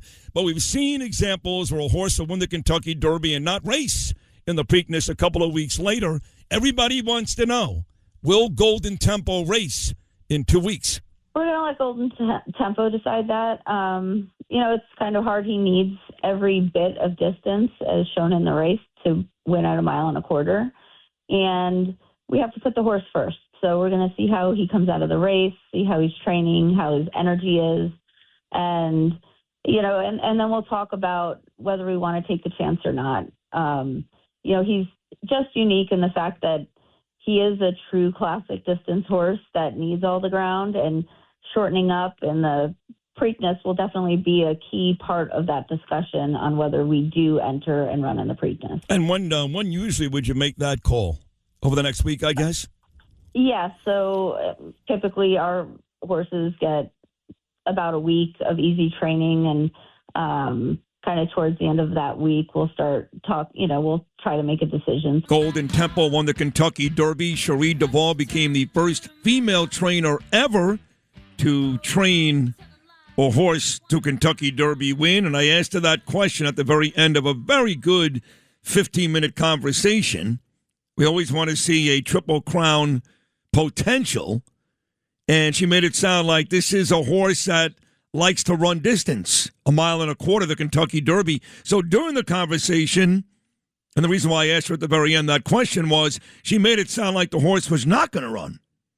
And we found out yesterday that the horse is not going to run. So I did speak to my dear friend Vinny Viola, who, of course, owns Golden Tempo, also owns the 2-time reigning Stanley Cup champion Florida Panthers. Vinny, one of my best buddies. That's not an exaggeration. We speak a lot of times a week. And he told me yesterday, nope, you will see Golden Tempo again in the Belmont, not in the Preakness. So there will be no Triple Crown winner in 2026 because the Kentucky Derby winner will not race in the Preakness. We'll take a short break. Sid and Friends in the Morning on the Red Apple Podcast Network. I got to ask you, what is your hope for America at a time such as this? My hope for America? My hope for America is what it's always been. I think it's the hope I hope we all share. We want it to continue to be the place where anyone from anywhere can achieve anything. where you're not limited by the circumstances of your birth, by the color of your skin, by your ethnicity, but frankly, it's a place where you are able to overcome challenges and achieve your full potential. I think that should be the goal of every country in the world. But I think in the U.S., we're not perfect. Our history is not one of perfection, but it's still better than anybody else's history. And ours is a story of perpetual improvement. Each generation has left the next generation of Americans freer, more prosperous, safer. And that is our goal as well. And as we come upon this 250-year anniversary, I think we have a lot to learn and be proud of in our history. It is one of perpetual and continuous improvement, where each generation has done its part to bring us closer to fulfilling the vision that the founders of this country had upon its founding. The governor at the time, a guy named Charlie Crist down in Florida, when I held a debate on my sports talk show at Frank's Ocean Club on the beach in Fort Lauderdale, and a young Marco Rubio, whose wife, mind you, was a Miami Dolphin cheerleader. He loves Miami sports. He loves the Heat. Came on my show. We had a three-way debate live on the air. I was already doing politics. This was 2010, though. And he went on to win, of course. And then you guys remember 2011, Osama bin Laden gets taken out by our buddy. He's been on this show many, many times, O'Neill. And Marco Rubio, at the time, a senator from the state of Florida, I played it on this show. He called into my sports talk show, wasn't even booked, just to say, hey, Sid, I got good news. We got bin Laden. Remember I played that tape, no? Remember how amazing that was? I do remember that well. Yeah. So he, man, he's got to be president next. That's it. Get rid of this J.D. Vance. He's a clown. He's looking very presidential also. He does. He looks it. He sounds it. You know Trump is all about Rubio these days. I never see Trump with Vance, never. Or talking about him. He's fraud, great, Mr. Fraud, great. Everywhere with Rubio. Rubio needs to be the next president.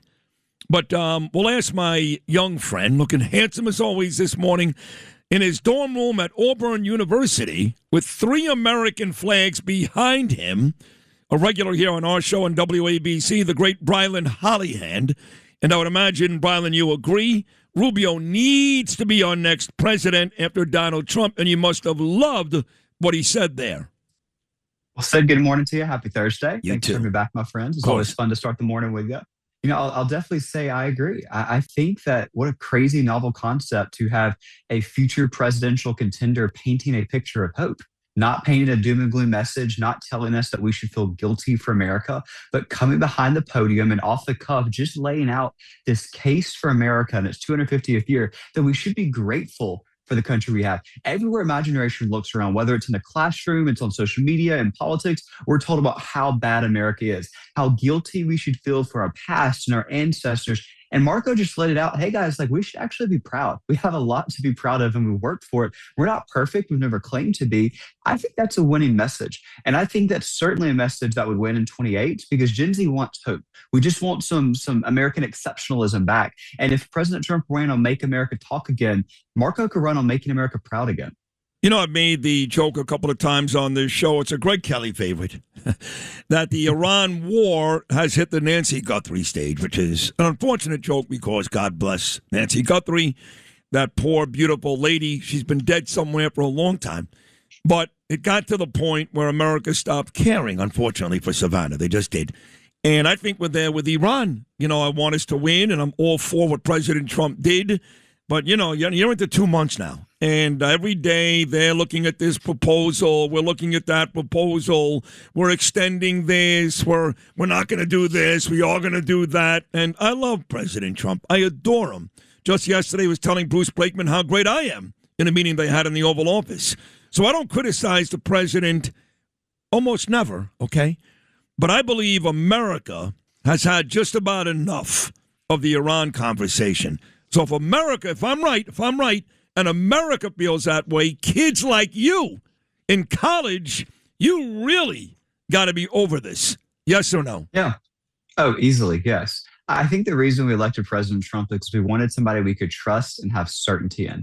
And there's been a little bit of uncertainty lately. And I'm not blaming it on the president. It's the situation in the Middle East, but it's about time to wrap things up and bring our boys home and, make sure that we're not on the front lines of a proxy war. We're the front lines of a potential to be drafted to go to the Middle East. It's kind of like the limbo that our generation is in. Besides paying the high gas taxes, seeing the horrible pictures that are coming out of the Middle East that are like frightening on social media, there's also that fear of if something were to escalate, hey, we're the first ones to be sent over there. And that's not necessarily the best way to convince young people to also come out and vote for us in November. So I think if we clean this up, if we proved we were able to wipe off the terrorists, we were able to bring freedom to the Middle East, we were able to bring down gas prices, we were able to make America energy independent, that's when the president can come to college campuses in the fall and say, I told you it would be short, it was short, we're out, and here's where prices are down. But he's got to do it quick. There's a window here where he has a few more weeks to finish all this up and bring those prices down, because at some point he's got to look to Gen Z and said, I told you costs would be easier than they were under Biden.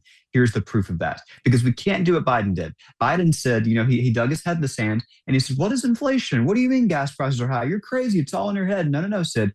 Prices are high. Gen Z knows what they're seeing. They're not going to, not believe their lying eyes. They need a president to look at them and say, I'm not going to sugarcoat it. Prices are high, but here's my plan to bring them down. And he actually has to do it. He has a laundry list of promises he's kept. Keep this one and it'll earn our votes. Yeah, I couldn't agree more. I have not arguments necessarily, but I have a lot of guests, that come on and say, he's going to win, we'll be fine. And I go, yeah, but when? No. It's not that easy. If he wins in August, it's too late. If he wins in July, it's too late. I understand every day now in this world is like 6 months. I get it. News changes all the time. But I can tell you, talking to Trump supporters like you're 19 years old, or my last guest, Joe Benigno, who's 72, they are losing patience, and they don't regain it overnight. So it's not as easy as Brian Kilmeade and others when we win. No. If we are going to win, and I'm not sure we have, but I believe President Trump, it needs to happen soon. You're right. There's a window on this. We cannot just wait till the president says, hey, we won. It will kill us in November. Yeah. Right. And I think the thought process here, the perspective our party should have, I've shared this, the president's team, Susan Wiles is aware of this, that we need to act like we're not entitled to the youth vote. We need to earn it. The Dems had a monopoly on my generation's vote for decades, basically from Bill Clinton until 2024. They owned the youth vote because they walked in and act like they were entitled to it every cycle. And that was their Achilles heel. That's the reason they lost it, because they didn't earn it. They walked in, they ignored us, they waved free things and emotions in front of our face, and they expected us to just fall in line. And by 2024, thankfully, we smelt the roses. We woke up. We finally said, those empty promises have never been fulfilled. The Dems have cheated us. They've lied to us. They've stolen from us. We're not going to trust them anymore. And we trusted President Trump.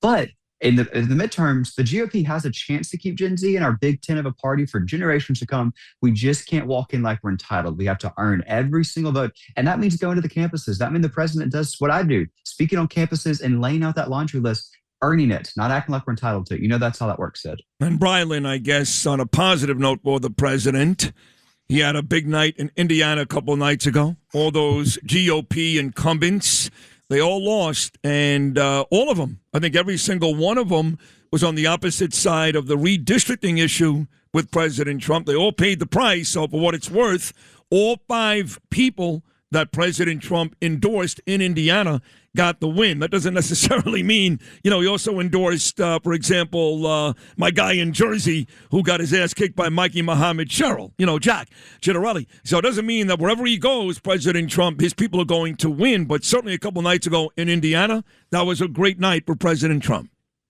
Was. And I love to see the black pillars on social media come and act like the president's endorsement is just meaningless at this point. And then he can flex his muscle on one night, wipe out, half the Indiana Senate and like these minor races, because they were important. People are calling this a purge. Sid, honestly, what it is accountability. We need more of it across the country. My generation has zero tolerance for rhinos. I've spoken to you about this before, but I've spent the past few months being on the campaign trail, making sure that in these primaries, we're kicking out rhinos across this country. Because honestly, this, Sid, better than anybody. With Republicans like we have, who needs Democrats? All we do, we week is fight our own side. Every time we try to make some accomplishment, who are the people stopping us? These so-called Republicans who really govern more like woke liberals. And so if we kick them out, these same handful of people that literally lost their jobs because they wanted to protect 2 Democrat House seats, I wish them the best of luck as they pack into retirement. And my message to any other rhinos listening to Sid and Friends this morning, go ahead and pack your bags, or we're coming for you, because we have a proven track record, and I expect you to have a smooth, graceful exit before we kick you out. Brilyn Hollyhand. That's why we love this kid. 19 years old, brilliant, does a great job on this show every week, does a Thursday thing at WABC as well, and is speaking to us live right now. Looks like $1 million. I can see him. You'll see these videos online later. He can't see me with my stupid Band-Aid in the middle of my head. I got hurt. It's a whole other story. But looking great with American flags behind him at Auburn University. As always, Brilyn Hollyhand. That's a great job, my friend. Thank you so much. Good to see you, Sid. I appreciate you. You too. God bless you, kid. I love that kid. Brilyn Hollyhand right there. We'll take a break. A lot more to come today. Stephen A. Smith is going to be here. Bill O'Reilly's going to be here. Emily Austin. Sid and Friends in the morning on the Red Apple Podcast Network. All-time high anti-Semitic attack number in New York, and it goes back to this scumbag, this prick who's the mayor, this Mamdani, who I just can't stand. And they keep showing these pictures of and these videos of what happened at Park East Synagogue a couple of nights ago. That's my buddy Schneier's temple. The dad is 94 or 96, I forget, author. He's a great rabbi and a great guy. His son Mark is a great rabbi in the Hamptons. It's a wonderful temple. Elizabeth Pipko goes there. So does Johnny Daniels and many others.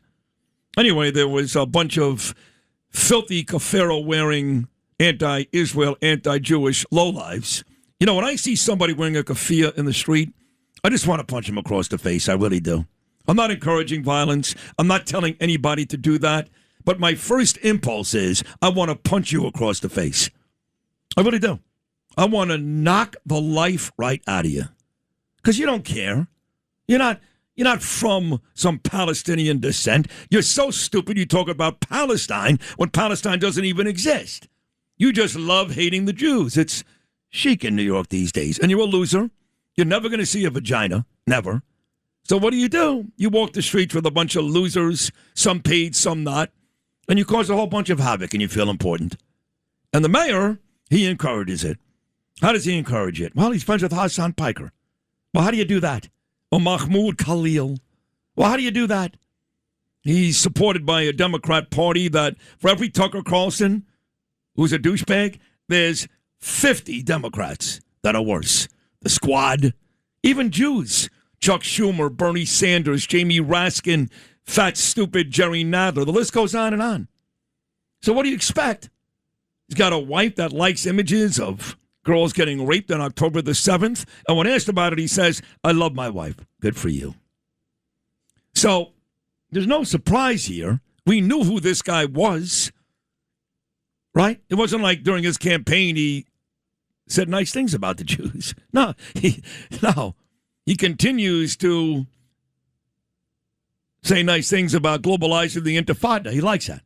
Refuses to recognize Israel as a Jewish state. This buffer zone thing that Julie Menon tried to do with the city council, oh, stop it. Nice try. Julie's trying. You know, what can I tell you? I hate the way she handles Vicky Palladino and Shay Osei and these other losers in the city council. The buffer zone thing's ridiculous. They got the votes, but so he can't veto it, the mayor, but no one's rushing to get it done in one of these synagogues. And the school, that one he did veto. So now you got little kids. This is a true story, folks. Little kids going to yeshiva that have to go home early because if they stay too late, it gets dangerous. They are sending little kids who go to yeshivas in Brooklyn, in Queens, home early because if they stay too late, it gets too dangerous. Have you heard the mayor talk about it? No, I haven't. So when they do all these stories on why, the answer is very easy. We've got people in power, both politically and even these podcasters, that hate the Jews, are encouraged to hate the Jews, and almost celebrated because they hate the Jews. All right. Years and years ago, when my stay at WFAN was over, Mark Chernoff came to the realization in like 10 minutes, I got to get this guy back. Bottom line, I need Sid. So he came up with this brilliant idea. He said, listen, I can't hire you back at the Fan right away. Mason and all those guys are against it.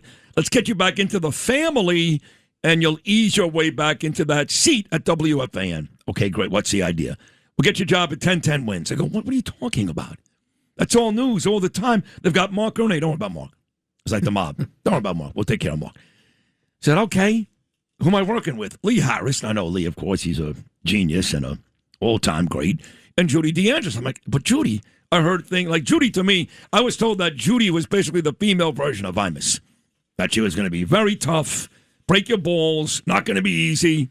Mind you, I will tell you, my experience for the 1 year with Judy was not that. She was actually great. But Lee and I became really good friends. And I believe he is the greatest, no disrespect to Scott Stanford, and you right now know him because you're doing a talk show. But in terms of straight news talk, I think he's the best morning anchor ever. And now he's walking around the halls at WABC talking about the Worldwide News Network, I think. And I have no idea what that is. And I work at this station. I'm the number one ratings guy at this station. So I'm happy Lee is here because I love him. And he's a magnificent talent. Magnificent. But I have no idea what the hell you're doing here. I could clue you in if you gave me a couple of minutes to talk. Well, you're on the mic right now, handsome, so take it away. Hey, I was never happier at Wins than when you came on because I thought it was the most New Yorkiest thing that had ever New Yorked when you came on. Here's a guy hiding out down in Florida. You know, he's probably... Hiding out is exactly right. Yeah, it was kind of like the witness protection program, halfway house for radio. Right. And it just sounded so New York, even though it was originating from down there. Thank you. You know, he was a guy who's paying a lot of attention to the scores because there might be a buck or two riding on them, right? And I was just so happy every time you came on. I said, I think we put it across. We have our credentials now. Not everybody from Wins was from in town. They weren't all Brooklyn guys. No, like that's you, true. Like you, that's and me. True. So you gave us a lot of cred during your brief stay. It was fun, and you really were terrific. So thank you so much. Now this is the radio station that made me want to get into radio. Is that why? Yeah, because I heard guys working 3 hours a day, playing records and making jokes. And I was a pretty lazy kid, and I thought, that's a job for me. Yeah. Now, it turned out... Who were some of those guys? Well, I was Dan Ingram. I wanted to be Dan, of course, and Brucey. Harry Harrison in the morning. I didn't think he was that funny, and he wasn't. But he wasn't, no. You know, but he had to be the traffic cop in the morning. Yeah. And Ron Lundy. But he did do the Beatles breakfast, which was a big deal. Yeah. Oh, you didn't love the Harry Harrison Beatles breakfast? I probably wasn't up early enough back then. You know, it was sleeping till 1. But, you know, I later discovered I wasn't a very good DJ, so I wound up in news, and, you know, it worked out okay. Okay, you're a legend. When did you start actually doing the morning anchor on 1010 Wins? In 1993. So how long did you end up keeping that job for? It was almost 30 years. Wow, 30 years. Now, did you work with Judy the whole time? I don't think so. Worked with Judy till 2015, then Bridget Quinn came in. Oh, yes. And she was very good and a little less flighty than Judy. Yeah. And well, Judy had her moments. I ended up loving Judy. Yeah. I thought what I heard about her before was not accurate, but she did get a little feisty every now and then. Well, she was from the stage, you know. She had been on Broadway. Yeah. Apparently for one night in a show starring Meatloaf called Rockabye Hamlet. But she put her talents to good use at 1010. Well, you guys had a great team. I liked her too. She was very, very good. So now we're reading about this Worldwide News Network. It's all over your friend Alan Sniffin's message board, and you seem to be the man in charge of this. So what is that all about? Yeah, well, as a lot of your listeners may know, the CBS radio network is going out of business 2 weeks from tomorrow. They will broadcast for the very last time after 99 years of really starting the radio news business. Why do you think they're going out of... Look, the clear answer is they're not making money, okay? And that's why CBS AM radio went out of business. Plus the fact I was killing their morning show, killing them. And it's very difficult to stay afloat if you're not doing well ratings-wise in the morning. But CBS had both 1010 Wins and CBS, that they could afford to only keep one. Olivero made 1010 Wins an FM station as well, and CBS Radio went away. Why is this the case now, though? Well, don't forget, we're talking really about two different companies now. So CBS Radio Network is actually owned by CBS News. And the reason why they're getting rid of it is a little more complicated. The company that that's Barry Weiss's decision. Well, yes and no. Not to contradict, but she's part of it for sure. CBS, in its current form, is not interested in broadcasting as you and I know it. They are interested in subscription. They want you to sign up for Paramount Plus. Rather than chase ad dollars, which is increasingly more difficult, they would like you to just subscribe and give them the money directly. And that's where the CBS radio network does not fit. There's no subscription model for that. No one's going to give you $10 a month to hear a newscast at the top of the hour. That said, it is a great business done properly, and fortunately we have the leadership here that understands that, and that is the business we will be in. When CBS radio network goes down, 11:31 p.m. on May 22nd, at midnight, May 23rd, the Worldwide News Network will take its place. We will rise up when they fall. At midnight. We will grab the flag and carry on. That's very exciting. Better than ever, and there will be people who work there who come to work for us. It'll sound pretty similar, but I think it will have better editorial guidance. Let's just put it that way. I'm with you 100%. All right, cool. And give us that date one more time, Lee Harris. We will be up at May 23rd at midnight. You will hear it on WABC. You'll hear the first 3 minutes of the network every hour. Try to get to it on time, Sid. Right. And then we'll follow that up with local news. It's a hard join, as we say here in showbiz. This is the pinnacle of my career. 30 years of wins, that was nice. Yeah. This is the pinnacle. I believe you. It's so good to see you, too. You're a great guy and a great talent, and we're very lucky to have you here in this new endeavor of ours at WABC, which should be a huge success. So it's great to see you every morning, Lee Harris. And it's great to see you. I mean, we used to not see each other because you were 3,000 miles away. Right. I have to thank Mr. Katsimatides for having the vision. A lot of doubters about what went on here. You can see them on the message board today. And I must admit to some skepticism myself initially, but I've been proven wrong, not for the first time. So thanks to Mr. Katsimatides and our fearless leader, Chad Lopez, for seeing this through and giving us what we need to do this. Agreed. You're great, and so are they. Lee Harris, congratulations. Best of luck. You and I will talk often on this program, I'm sure. Thank you so much. It's a great Lee Harris, folks. Sid and Friends in the morning on the Red Apple Podcast Network. They will run the Kentucky Derby winner Golden Tempo in the Belmont, which will be at Saratoga this year. That's going to be some weekend. My God. It's gorgeous up there anyway. People love Saratoga. In August, especially. Of course, the Belmont is in June. But that is going to be some exciting weekend up in Saratoga, which I'll be going to. I can't wait. So that is the news on Golden Tempo. There'll be no Triple Crown winner in 2026 because the Kentucky Derby winner will not be racing in the Preakness. All right, Stephen A. Smith right now is on fire. There's nobody bigger. Nobody. Nobody makes more money. I don't think Pat McAfee makes more money than Stephen A. Smith, does he? I don't think so. I don't think so either. Stephen A. Smith makes the most money. He does. He's on First Take. He's got a new partner there who's actually an old partner. He does politics. It's a big deal. He's been hinting at a possible presidential run in 2028. He's taken that off the table now because he said, Sid, I'm not giving up my money. And ESPN actually said to Stephen A. Smith, if you walk on that debate stage, you're done. They threatened him, I guess. So he's not going to run for president, but he remains very active in the political conversation, and he's very good. He's very common sense, and, he's not a MAGA Republican like me, but I like what he has to say, and he does that News Nation show quite a bit with Bill O'Reilly, who's going to join us in about 25 minutes, and Chris Cuomo. If he's not on weekly, he's on quite a bit. So Stephen A. Smith said to me yesterday, he goes, listen, I'll come on and talk about the Knicks. I'll come on and talk about Skip Bayless. He goes, but what I really enjoy doing on your show is talking politics, which is surreal for me because I've got a sports background. He's the biggest name in sports today, and he loves coming on this show to talk politics, like Benigno does and so many others. So we'll take a short break and come back with the amazing 1-2 punch of Stephen A. Smith and Bill O'Reilly. Sid and Friends in the morning on the Red Apple Podcast Network. About 30 minutes ago, looking out these big windows, it was raining. And now I see sunshine.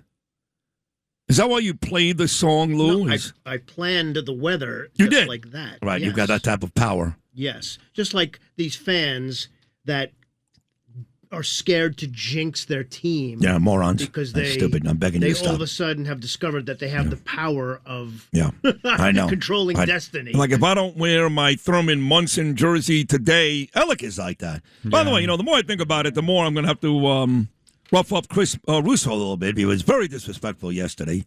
Didn't he at one point call me a disgrace? Absolutely. I heard the word. I think the better word was weak. Weak, too. He called me weak like 10 times.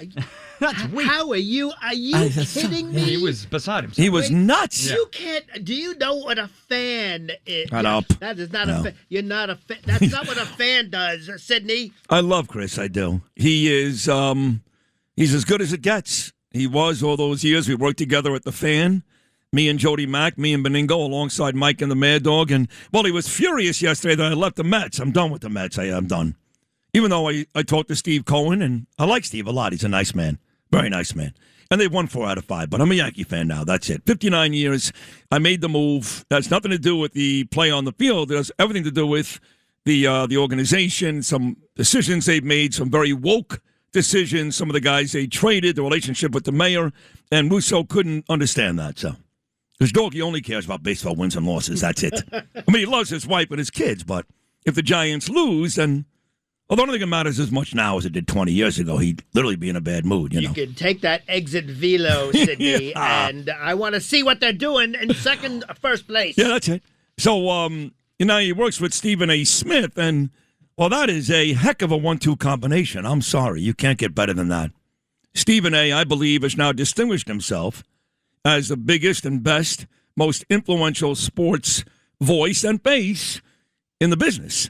And you put those two together, Smith and Russo, and it's a scream. It's hysterical. And they're both very knowledgeable, too. And Stephen loves coming on this show, not because he loves talking about the Knicks. He does that all day. He likes it. But because we get into other stuff. Like, I don't know, like this poll I saw on Stephen A. Smith's page. His Twitter page, it reads this. If the 2026 midterms were to take place tomorrow, what issue is top of mind for you heading to the polls? And he gave you 4 choices.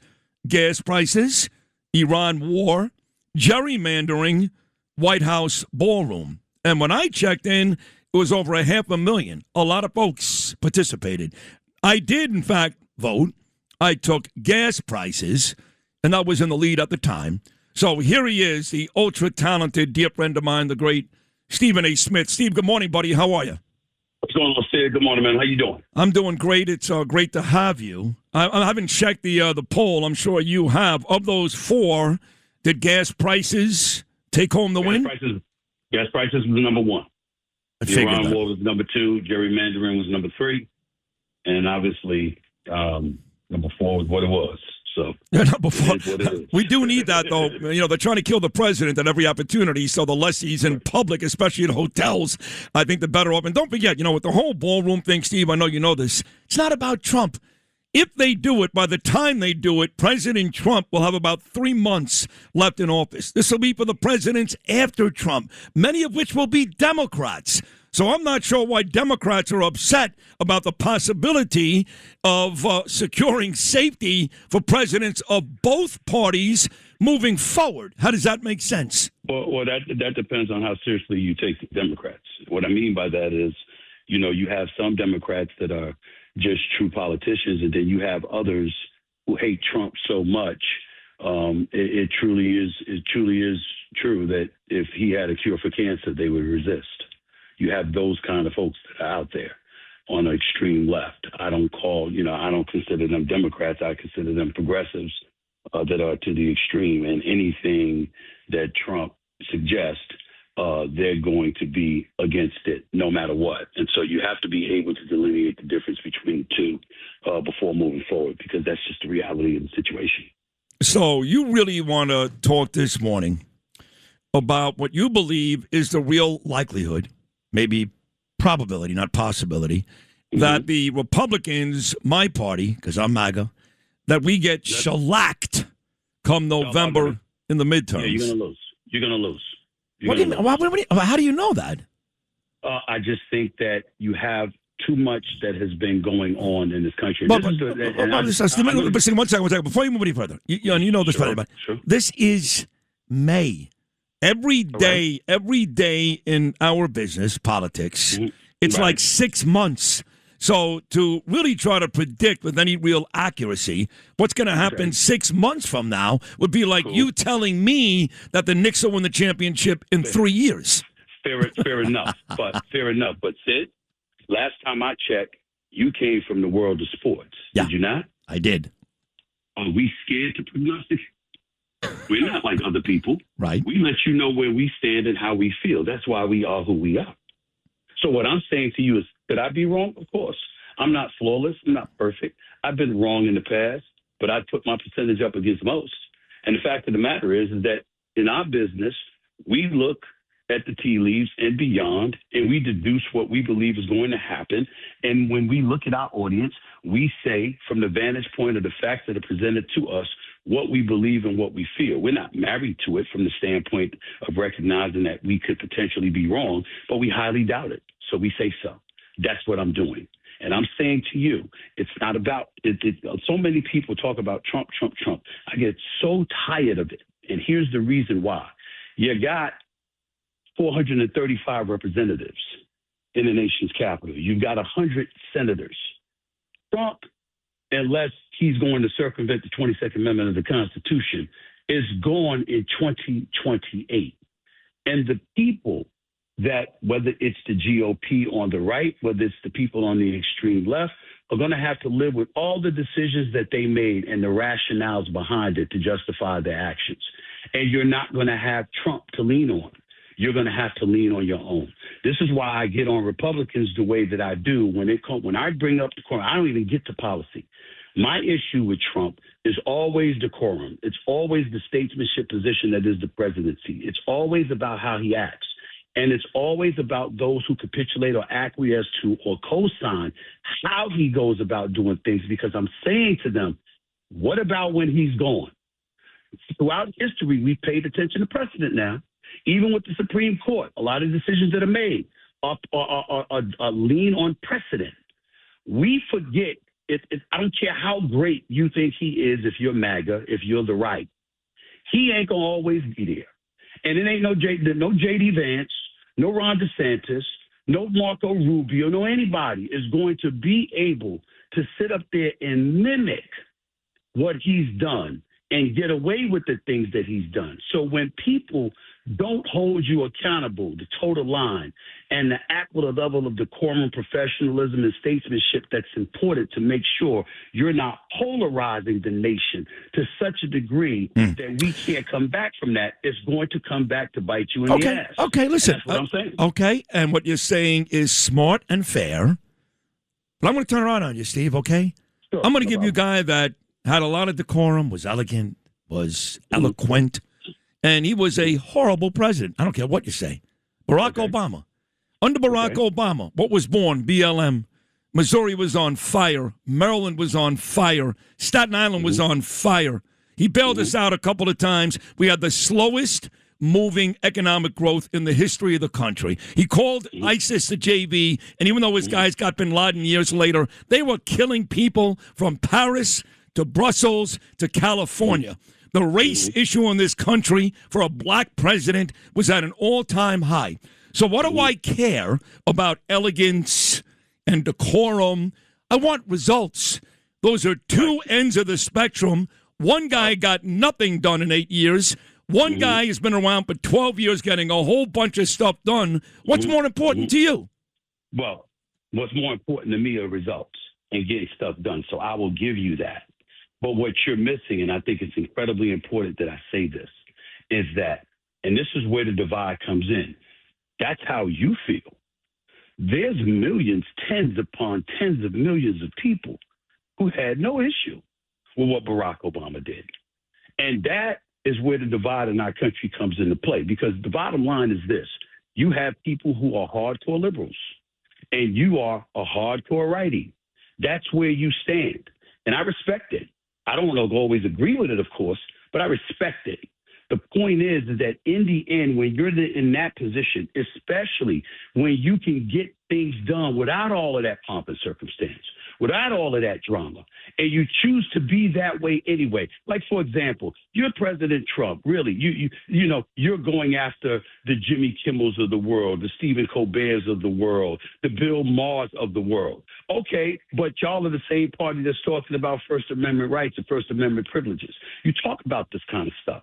So when you turn around and you try to get people fired from the White House, that is the kind of stuff that's going to come back to bite you in the ass, because the minute the Democrats get into power, because you know eventually it will happen, one of the first things they're going to say is, you see what they did when they had power? See, this is how a cesspool foments and proliferates and grows. You got to think about more than just yourself. I'm not talking about policy. I'm not talking about the things that Trump is. And I understand that people on the left are going to complain about it. People on the right are going to celebrate it. What I'm saying to you, Sid, is that there are things that he has gotten done that you have been very pleased with that doesn't require all of that. Yes, he's got MAGA. He's lost the independents. They're disgusted with him. When he lost in 2020, I didn't say Biden won. I said Trump lost, because the manner in which he conducted himself alienated so many people. They didn't want the chaos. And as a result, we got Biden and some of the nonsense that they did. It's unforgivable how he opened the border. Unforgivable. I know that. But he'd have never been in office if your man had acted with some decorum and some decency. Okay. And in the end, when you have people that you've turned off, yeah, he might survive, but these Republicans ain't him. And whether it's the midterms or it's 2028, Trump is not going to be there. He's going to have an impact, but he's not going to be able to pull it off for them. Ultimately, they're going to have to stand on their own toes. Well, you're right. What are you going to do then? Well, I'm telling you what I'm going to do. I'm going to give you a guy that agrees with every Trump policy, every one, and has that decorum you're looking for, that attitude you like. His name is Marco Rubio. I'm not going to give you a Democrat who's going to tell me that. I like Marco. I know you do. I know you do. But I want to ask you, so you telling me, Stephen A., that if the Republicans lose the midterms, and I know you said they're going to, I'm saying if, okay, because I'm still confident, it's going to be because of Trump's decorum or because of gas prices and the Iran war? Well, again, of course, it's going to be more substantive than his decorum. I understand that, okay? And so I'm certainly not going to say that his decorum and stuff like that alone is what's going to cost you. What I'm going to say, however, is that when you're inclined to give others the benefit of the doubt, you're not going to be so easy and so quick to do that where he's concerned. And that's where it's going to come back to bite him. And so for me personally, I think that's what this comes down to. Of course, it's going to come down to your wallets.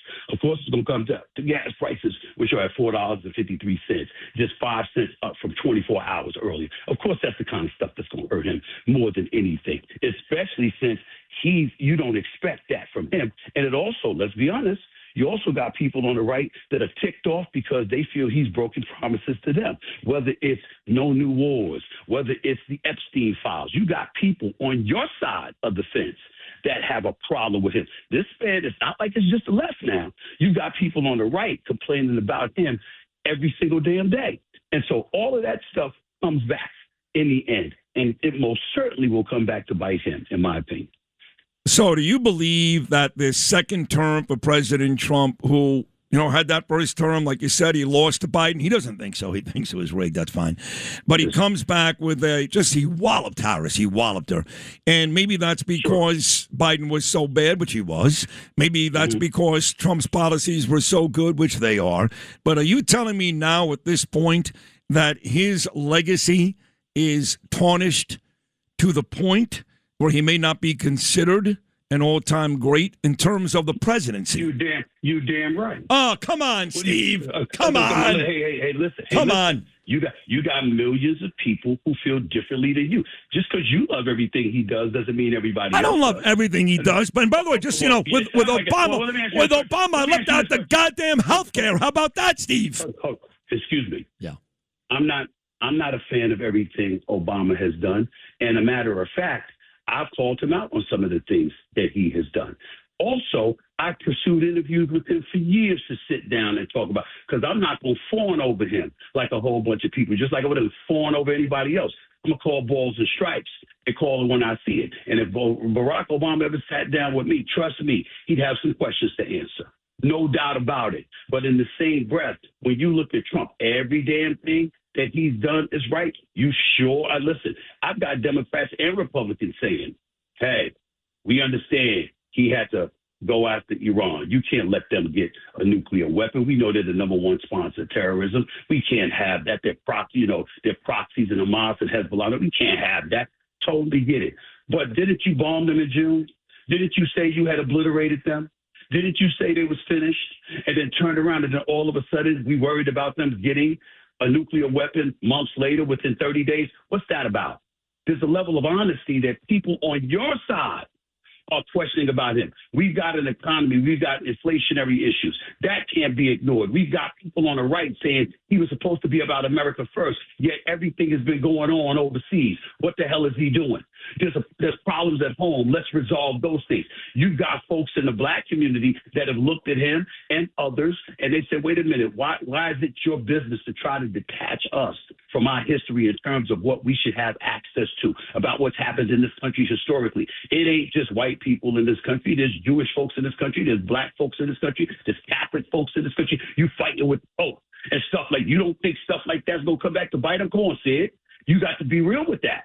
The fact is that it hasn't been perfect. And yes, his legacy has been tainted to some degree, because even though it hasn't been the disaster that Democrats, particularly progressives, predicted would transpire, in the same breath, it hasn't been as flawless as he portrays. And just because he comes out and says, oh, it's beautiful, we're great, blah, blah, blah. Yeah, but your vice president is talking to people in agriculture and farmers and everything like that. Please be patient with us. Please be patient with us. Oh, so you're acknowledging the job ain't finished. You're acknowledging there's work to be done. You're acknowledging that you've come up short for the time being, and you better get your ducks in order. You're acknowledging that. Well, thank you. Welcome to the party. Because a whole bunch of American citizens are looking at it and saying, what the hell is going on? Nothing unfair about what you just said. Nothing unfair about it. But I will tell you this. Well, yes, Iran has been a big focus, and you want to throw Israel in there for not for you, but for the anti-Semites that think that everything Trump does is because of Israel, which is ridiculous. That's fine. But last I checked, it's not just Trump or what he's doing, okay? When you go to vote come November, what Democrat are you going to vote for because of something that they want? I mean, look, President Trump fixed a lot of the crime issues in Washington, D.C., despite people in the police office that tried to actually distort the numbers. 13 were sent home, mind you. But he's made some of these American cities safer. When you've got illegals. Nobody's denying that. Okay, so when you've got illegals in our country, Stephen A. Smith, murdering 83-year-old Richard Williams, a Vietnam vet, on the subway tracks in New York, shooting Sheridan Gorman in the back in Illinois, and you've got Brandon Johnson, that idiot, and J.B. Pritzker and Gavin Newsom and Karen Bass and Mamdani and Kathy Hochul telling us that ICE is the problem because 2 people did end up dead compared to 8,000 bad guys they put away, when they're telling us that, when the truth is that Trump is doing a much better job keeping our major cities safe. It's not just all about Iran. He has done some things in our own country that Democrats are opposed to, which include keeping Americans safe when it comes to illegals. Totally agree. And the fact of the matter is that, listen, when you have anybody committing crimes in this country, anybody, they're supposed to be dealt with. I would caution us to be careful from the standpoint of, yes, we talk about illegals, and we understand that we're talking about illegals, but there's a whole bunch of people from the Latin community, okay, from the Hispanic, the Latino community, etc., that are doing wonderful things in this country. I am not for open borders. We all know that. I've been adamantly against that. I have no problem with Trump closing the borders because Biden opened them, which was an inexcusable and heinous thing for him to do, which, by the way, also went against Barack Obama, who had deported over 3.1 million people during his tenure. So why the hell would his vice president turn around and have the open borders? We know why, because the progressives, the extreme left, is running the damn country, and we certainly don't want that. I get your point, okay? But the fact is that in the process of Trump doing all of those things that have been right, it doesn't negate the things that I said. And when you walk around, I'm talking about people like yourself and others, and I'm getting on you playfully, though, from the standpoint, everything the man does is not right. And you're also thinking about the presidency. You're not running against him in 2028. And in 2026, there are multiple states throughout this country. We don't know who the Democratic opposition is. What we do know is that a lot of them ain't progressive leftists. A lot of them are traditionalists as Democrats. They're opposed to the Democratic Party, being at the mercy of the extreme left themselves. So guess what? You do have a lot of people. There's a reason why 45 to 60% of the electorate is considered independents. It's not that they're not going to vote Democrat or Republican. It's that they're saying we have sense. We're not extreme on either side of the aisle. We're somewhat centrist in our thinking, meaning that we understand what we want and what we believe, but we're willing to negotiate with the other side. We're willing to hear what the other side has to say. We're willing to acknowledge when they have a point that we don't need to ignore and shove aside. That is truly the American way. One of the greatest speakers of the House in history was considered to be Tip O'Neill. Why? Because of the relationships that he cultivated and how he could walk across the aisle and make deals happen. And that could not be ignored. We've lost our way in that regard. And unfortunately, Trump has done nothing to assist in that regard. Not totally his fault, because you've got some deranged individuals on the extreme left who go to any means to smear him and all of that other stuff. I get that part. But the point is, neither side is innocent. And in the end, who's being affected most detrimentally is the American people who go to work every day, who bust our ass, work hard, trying to build a better life for ourselves, and just want people to go on Capitol Hill and do their damn job and leave the drama to the soap operas and the drama series at night and the people like us talking instead of them really fomenting all of that. That's what we're talking about here. That's where the stopgap has to come. And are you and me going to contribute to it, or are we going to do what we can to alleviate it? Bottom line. Well, I got bad news. I don't know what the extreme left is. I hear that a lot. I hear about common sense Democrats. There's only one, and he's a Republican. His name is John Fetterman.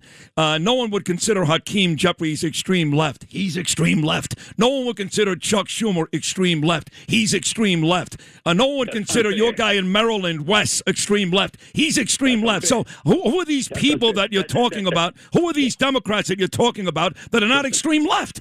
I know Westmore. I know Josh Shapiro. I'm Josh Shapiro stinks. And he's Jewish. He'll never win. Go ahead. I agree with that. But he, not that he stinks, but that he's Jewish and that he won't win because of that. Because I think there's anti-Semitism going on, and I think that will get in the way. What I am saying to you, though, Sid, is that please understand, these guys that I mentioned, that you mentioned, don't mind talking to you or anybody else, you, Hannity, or anybody else in between. They're not like the folks on the extreme left. What really bothers me when you bring stuff like that up is when you're acting like they're politicians. So unfortunately, a lot of them are committed to staying in office rather than doing what they're supposed to be doing once they get in office, because you have a lot of career politicians on Capitol Hill, which you know better than me. And because that's our reality, the fact of the matter is you're going to have people who are locked in and zoned in on making sure they maintain power. And sometimes that calls for capitulations and acquiescence to a side that you don't really want to listen to, but you have to for the time being. You're trying to tell me when you listen to a Chuck Schumer or you listen to a Josh Shapiro or these other guys that they want to be at the mercy of an AOC or Bernie Sanders? Come on, you know better than that. But unfortunately, in the world of politics, this kind of stuff happens. And that's what I think you have to remember. Because when it comes to the right, if I sat up there and Trump is going and I'm pointing to all of these things that the GOP okayed, y'all going to say, what was they supposed to do? Trump was the man. Trump could have got him booted out of there. Look at what he did in Indiana just recently with the redistricting and these people that went against him. Good job. So he backed 6 of the 7 candidates. That's right. 6 of the 7 candidates won. So again, he has that kind of influence, that kind of cachet. We know this. Y'all would speak about it. If it was your side, don't ignore it when it's the other side. Well, your side, you know, the guy that's doing that on your side, and even though I know you're from Philly and all that, you're I'm great. from New York. You're I'm right. from New York. That's right. You're a New York guy. You're from Queens, right? You're a New York. You worked in Philly, but you're a New York guy. You're a Knicks fan. Right. I think of Stephen A. as a great New Yorker. And you talk about Trump on my side. You got a guy on your side that scares the living daylights out of Jeffries, out of Schumer, happens to be the mayor of your great city. And some of your people, not some, a lot of your people voted for this anti-American, anti-cop, anti-Israel, anti-Semite piece of garbage. I'm done. Amen. We don't have to call him garbage. We don't have to call him names. He's garbage. So was his wife. Let me finish. Yeah. All we have to say is that it's nightmarish. They shouldn't. I wouldn't have voted for him. You understand what I'm saying? He knows that. Okay. I would have voted for Andrew Cuomo in a heartbeat. I would have voted for an adult in the room, somebody that's experienced at doing the damn job, rather than him. But the fact of the matter is that you have a lot of youngsters. You can't have stuff going on college campuses with these kids and think that they ain't gonna show up at the polls. If he was running for the state, he would not have stood a chance. He ran for the city. And so you got a bunch of young kids. And what do young kids, what, let me ask you this question, Sid. What's a young kid's favorite word? Money. Free. Is that right? Free. Everything free. Free. You're right. Grocery store. You're right. Free child care. You're right. Free this, free that. Yeah. Let's eradicate student By loans. the way, we don't have to pay off our student loans and all this. They don't want to pay off this that student is loan. not exclusive to young people, Stephen. I'm 59. I love free, too. well, you know what? I don't. Because you know why I don't love free? Because I don't think anything's free. I think that's living in a fantasy world. It's true. I think there's a price that comes along with everything. Why hide it? Why deny it? And it's not just in America. It's everywhere. Yep. Everything costs. It's true. So let's deal with reality and go from there. And unfortunately, too many people don't do that, and that's the damn problem. Okay, so I got to ask you this, but what a great conversation. I love these segments, Steve. And so does everybody else. Just, you know, the ratings are huge when you come on this show. Huge. When you because you're great. Because you're great with politics and sports. So let me mix them up here, both. Let's assume that you're me and you think President Trump is the greatest. Okay, that's me. Would you compare President Trump, it's a serious question, more favorably to Michael Jordan or LeBron James? No. Michael Jordan's a 6-time champion. LeBron James is a 4-time champion. Yeah. You know what I'm saying? If you want to talk about elections, I'll give him credit for that because he won twice and to come back after what he went through and to win it again in 2024. If that's what you're talking about, fine. You know what I'm saying? That's a LeBron kind of thing because Jordan never lost and LeBron did. Right. But the bottom line is that I wouldn't compare him to either one of them because I'm not fawning over him the way a lot of y'all are based on what we're seeing for the second go round. Oh, give me the player. Give me the player then. Is he Isaiah? I mean, is he Bird? I don't know. And I don't want to disrespect a player like that. Let me see what he does. Ask me this question in a year. That's fair. I can't wait to ask you this question. I can't wait because he's going to win the war, okay? Hopefully sooner than later. That I agree with. I have been critical of President Trump. He'd be proud of me. Hold on. Yeah? Hold on, Sid. Yeah.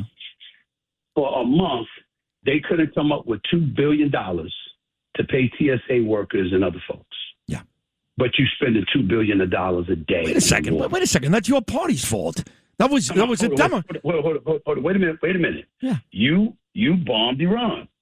And the fact of the matter is, when you did it, okay, that was his decision, according to some people, against the wishes and the advice of his own team. True. Because, again, I'm not going to say Netanyahu made him. President Trump's his own man, fine. But he made that decision. So the point that I'm trying to make to you, because that's the reality of the situation that can't be escaped, and that's what happened, let's call it what it is. That's his decision. That's what he did. All right? You spending $2 billion a day, but couldn't come up with $2 billion for the month for a bunch of work, for a bunch of American citizens who supported you. You gonna count that as a plus? Hell no. I'm not. Yeah. And I'm not gonna let you do it. Okay. You didn't do that. All right. That's $2 billion a day, man. It's a lot of money. $39 trillion is a deficit. Yeah. What do you think our deficit is gonna be? War is forced. Probably more. Let's call it what it is, man. Some of this stuff I can't argue, and I'm critical of President Trump about this war in that, for me at least, it's taken way too long. It's enough with the extensions. Either do what you threaten you're going to do 100 times or just come home. But, I'm with you that every day that this continues with the threat, and if I hear Strait of Hormuz one more time, I'm going to go back to talking sports. I swear to God. How about that? The Strait of Hormuz, 20% of the world's oil supply comes through there, and Iran is blocking it. And you talk about we doing fine, but they've been blocking it for weeks. It's on 10 weeks, man. Yeah, that's true. It's on 10 weeks. I know. But y'all walking around here talking like he winning. He is winning. He's the greatest ever. No, He is. No, the greatest you just ever. love his personality. You love his personality. You love the fact that he uses a bully pulpit because you think the politicians have been soft for too long, which is right. Correct. You're absolutely right about that. That's right. And because he's not soft like that at all, and he says that he's a mover and shaker. That's you right. love that. I respect that. Love it. I respect that. But that does not mean he's doing a great job. I want you to say this. Last time I checked, you got to finish the job. I want you to say this slowly. Stephen A. President Trump is doing a magnificent job. I will not say that. There's no that way? Is not how I feel. No chance? Those words will not come out of my mouth. Okay. All right. How about this one? How about this one then? I'm not sold. Okay, fine. Are you sold on the way out then that the Knicks, right now, halfway towards a semifinal win and heading towards the Eastern Conference Finals, can really win the championship this year? I'm back and forth on it. I don't believe anybody can beat Oklahoma City. I mean, as great as the Knicks are looking right now, the Atlanta Hawks and the depleted Philadelphia 76ers are not Shai Gilgeous-Alexander and Oklahoma City Thunder. I have sense. I was born that night, not last night. These brothers are the real deal, man. Yeah. Okay? I'm just telling you. There's levels to this, man. There's levels to this, Sid. Yep. I'm not even sure they'll beat San Antonio. I mean, the Spurs are really good, too. That is true. But San Antonio got to get through Minnesota. Yeah. And Minnesota right now, even though they got blown out last night, remember, Minnesota blew out Oklahoma City by 40. That's right. Last year. Yep. In Game 3. Yep. And then lost. In Game 4. You can't get caught up with that. No, you're right. You're right about that. So, you're right. This is one game. It's just one game. Yeah. One game, one day means nothing. On the way out here, I got Bill O'Reilly coming up next. He never misses a show. He's listening right now. What is your message? What's your message, Bill Stephen A. to Bill O'Reilly listening right now? I think Bill. Let me say this, because I think it's important to say. Bill O'Reilly has forgotten more politics than most people know. Agreed. I'm a huge fan of Chris Cuomo. He's a friend. I'm a fan, but I respect the hell out of Bill O'Reilly. And I can't thank him enough, because when you hear me come on these airwaves and I talk about what I talk, a lot of people have blessed me with their insight, their perspectives, and their knowledge. That is what makes me better. And Bill O'Reilly is one of those people. And, people could say what they will about him, but he's incredibly thoughtful. He's very knowledgeable. He's very experienced, etc. I have one knock against Bill O'Reilly and one knock only. Uh-oh. I think that Bill O'Reilly is a guy that appreciates himself so much because he thinks that others don't. Oh, wow. And really? I'm here to tell, and I'm here to tell you, he's wrong about that. Wow. There are people like myself and others who do appreciate him. And me. Even when we think he's wrong. Yeah. Even when we think he's wrong. He's incredibly knowledgeable. He's seasoned. He's been around a long time. And I respect the hell out of him. He certainly has helped make me smarter about issues. And I'm thankful for it. And I'm thankful for the relationship that we have. Even when we disagree, I'm good with it. That's how I feel about you, too. Everything you just said about Bill, I think, applies to you, too. I think you're beautiful. I really do. That was a great, great conversation again today. Let's keep doing this, Stephen. You're a very, very important voice for this country, not just about the Knicks and the Dodgers, but everything you discuss with me, you are terrific. You really are. So thank you so much, my friend.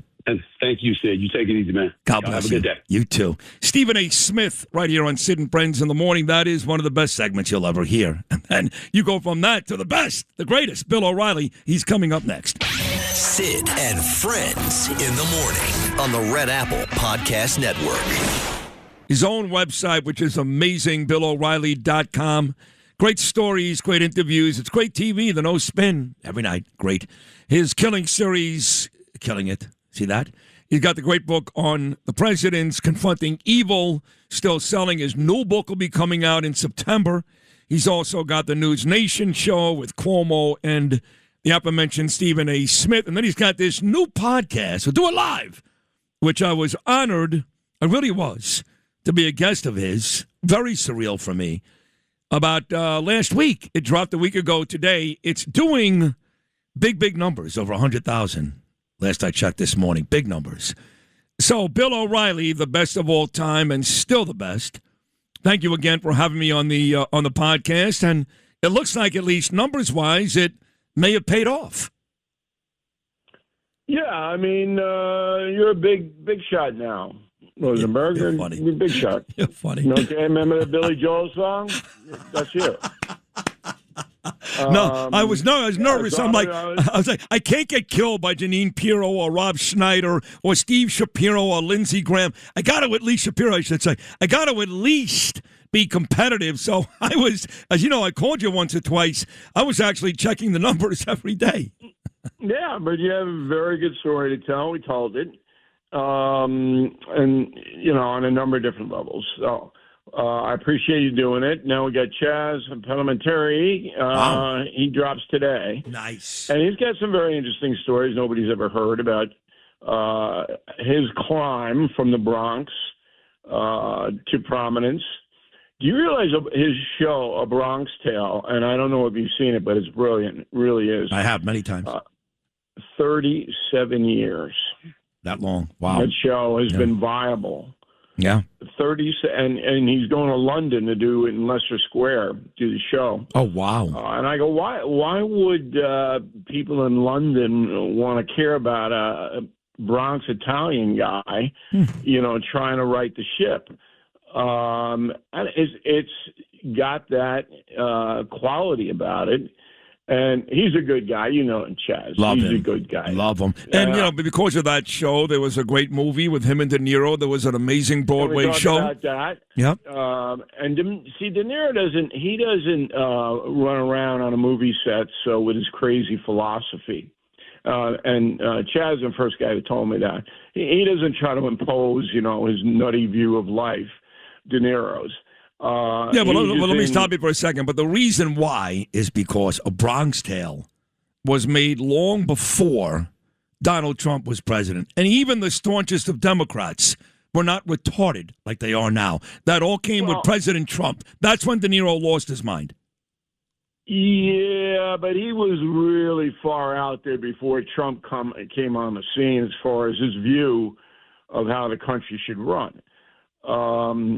So anyway, I noted your conversation with Stephen A. He's making a few mistakes, and I hope he's listening now, because it's my job in life to make sure that you, Stephen A., and Cuomo are all in positions to succeed. And 100%. Sometimes you wander off the path of success, and I have to drag you back on. I'm like a Boy Scout. Right. So unlike sports, politics does not have a last game approach in the sense that it doesn't matter what you did in the last game. It doesn't matter at all. What matters is what you're doing now to win the game today that you're playing. So, yeah, you hit 2 home runs on Monday. Nobody cares about that on Wednesday. Not the same in politics. So what President Trump is facing now is that he's got to do 2 things. Number one, bring the Iranian situation to a successful conclusion. Now, no matter what he does, the Trump haters are going to say it's a lousy deal and he blew it. But most Americans aren't under that banner. If he gets a treaty or whatever they want to call it and says weapons inspectors are going to get in there and we're going to blunt this nuclear ambition, that's a win. Oh, well, let me stop you for 1 second. Let me stop 1 second. Because I agree with the first part, okay? But again, what I keep harping on, because you're saying it's a win, is time matters. It does matter. No, but listen to me. So that's a win. Now, whether the campaign to get there was worth the win, they call it a Pyrrhic victory. Mm-hmm. Okay? Yep. Okay, we won, but it wasn't worth the price. That's what Trump has to calculate, and that's why it's such a difficult situation now for him. So is it fair then, even if you love Trump like I do, to worry about the last portion you just mentioned, that it's taking too long or that it costs too much or all of those things? And that's what is keeping him up at night. So he knows he's got 5 months to convince the American people that his administration is better for them, and he's got a big advantage because the Democrats are ridiculous, and so there aren't people clamoring for any Democratic politician, and in the House and Senate runs, it's the same thing. So all of these people tie themselves to progressive policies, which have turned out to be disasters across the board. So there's really nothing to root for there. But if Trump gets his victory, then you definitely will see the economy just explode in a good way. So the oil prices will go down, inflation will go down.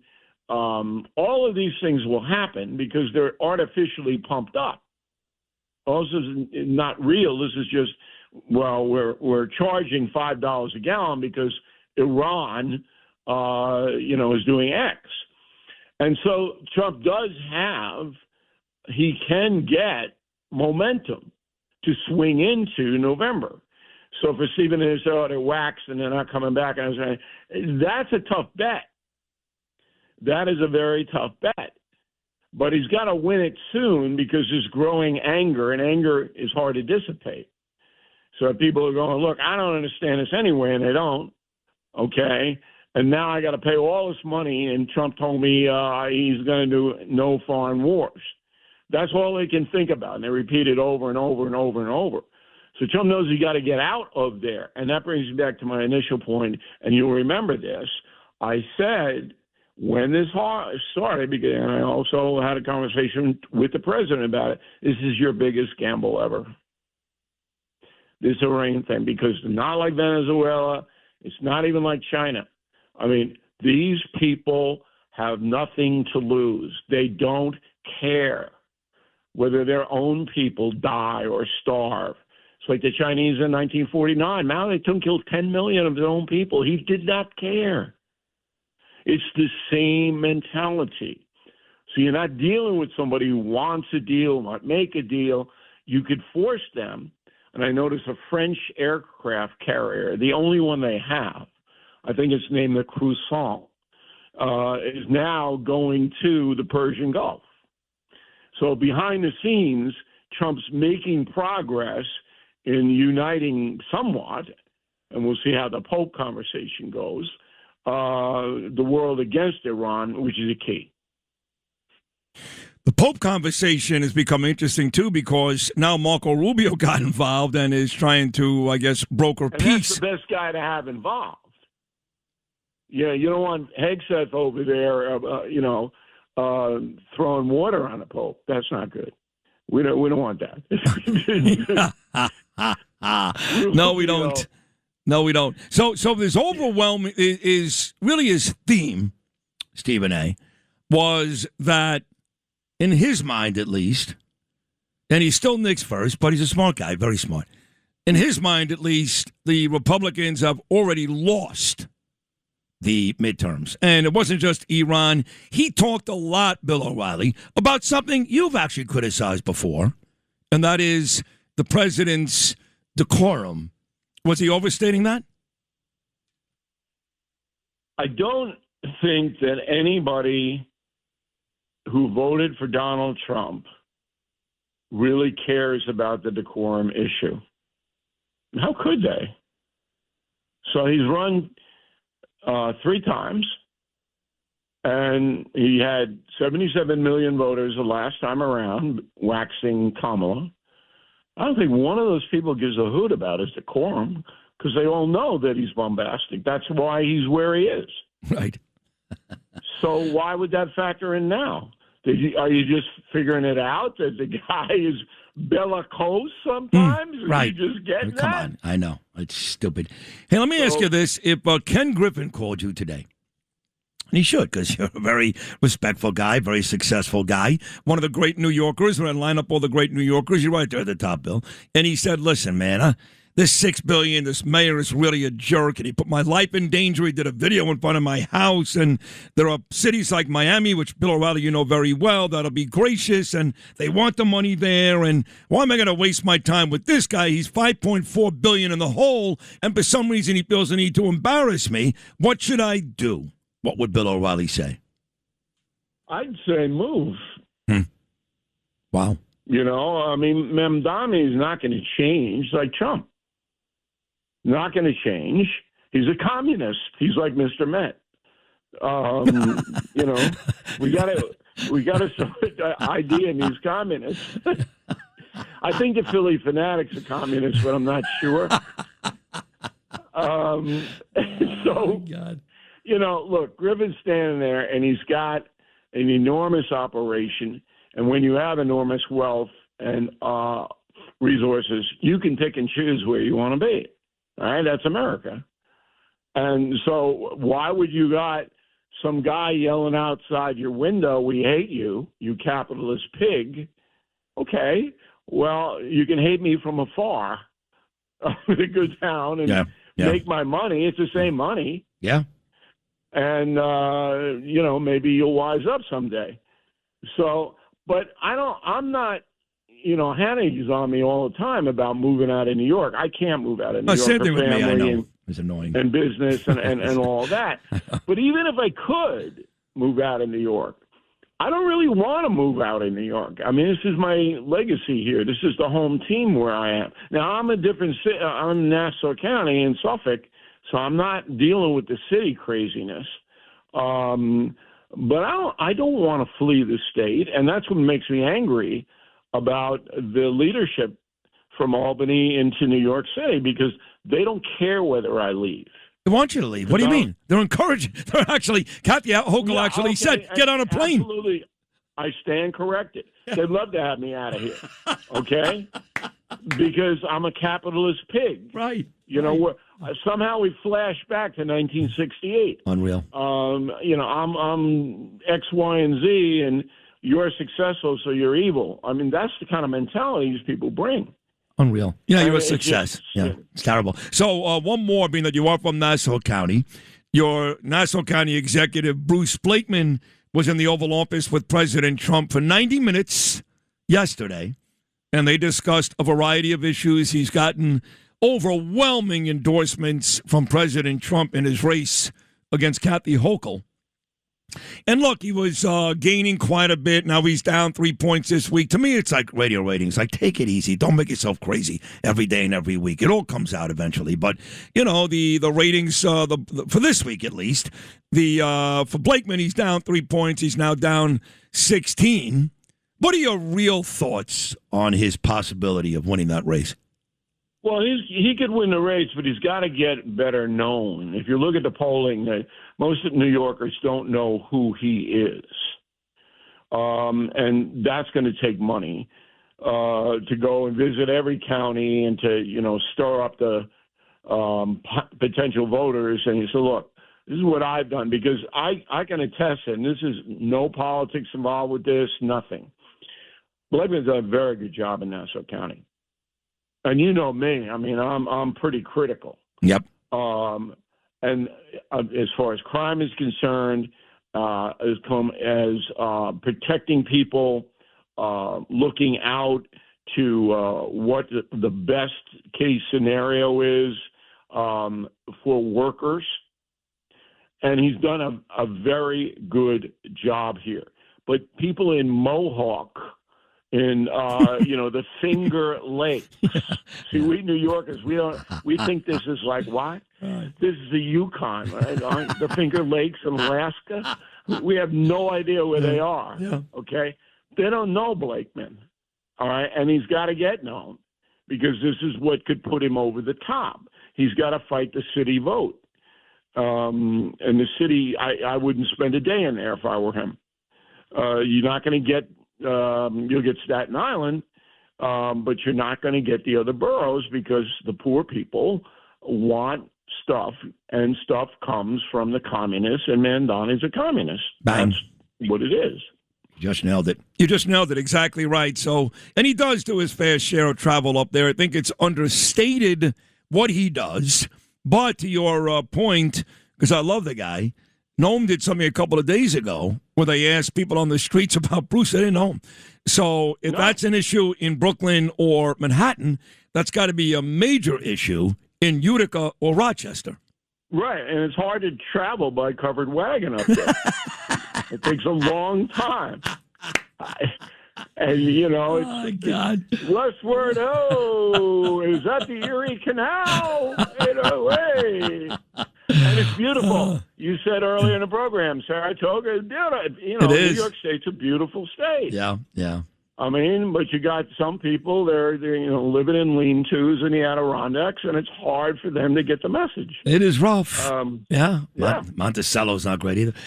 Listen, Bill, you're the absolute greatest. I love these every Thursday. Now, next week, if I'm correct, you and I, we are going together to Citi Field. That's already next week to see the Mets and the Yankees, yes? That's right. We're going, and I have already got a therapy session with Mr. Met. We're going to try to indoctrinate him out of the communist philosophy. Right. Going to use flashcards. Yeah. And we'll put in a few people, like Felix Mantilla. And is this a communist? Is he? Felix Mantilla. It is going to be interesting to see, talking about Mr. Met, because I made such a big deal about the overreaction when Mamdani showed up. How he reacts when you and I walk into that stadium. I haven't been there for a very, very long time, but as you know, I've had conversations with Steve Cohen and the Mets know. So that was a pretty big deal. I wonder if Mr. Met and Mrs. Met, I'm being serious, make it their business to make sure they give me the type of hello that Mamdani got. Well, I don't know if you want that type of hello, but I heard that Mrs. Met is going to Vegas. She's dumping him. And I heard that Mr. Met is now chained to the bullpen, and they're not going to let him out of the bullpen until you leave. That's probably true. Right. You probably told Cohen that, too, over the phone, if I know you. Hey, Bill, this was another fantastic time. Great segment. I love you, and I look forward to doing it again next week. Bill O'Reilly, thank you so much. Thanks for having me, Sid. God bless you, Bill. The best. You're the best, Bill. Bill O'Reilly right there. Amazing Thursday segment on Sid and Friends in the morning. And we'll come back right after these words. Sid and Friends in the morning on the Red Apple Podcast Network. Susan Bellinger checks in. If you're on the field, you're playing. That's right. On Instagram here, at rosenberg.sydney, based upon Bill O'Reilly talking about the Adirondacks. She says, hey, I live in the Adirondacks. And guess what? I know who Bruce Blakeman is, thanks to you, Sid.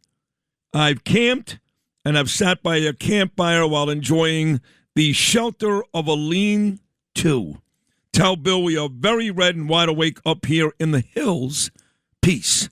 Susan Bellinger. So they love us in the Adirondacks, Louis, just in case you're concerned about that. I love the Adirondacks. You do? It's one of those beautiful areas. But when do you go there? I go there every year. You do? Yeah. No, you don't. Okay. Oh, what is that place you go to? Is that in the Adirondacks? What do you? That's the Catatonia or something? Or, this is incredible. What is that? Well, Where MJ's family is, I don't know. Really great meeting you today. I appreciate it. Thanks. No, is that the Adirondacks where you go every year? For 25 years. What do you? Well, I don't know because I go to the Catskills. I go where Jews go. You go where the Goyim go. All he hears is I go to a cabin upstate. That's all we Right, and I think right away it's got to be the Catskills. The Adirondacks. What do you think it's in the Arctic Circle? I don't know where the hell it is. Yes, I think Buffalo was the Arctic Circle.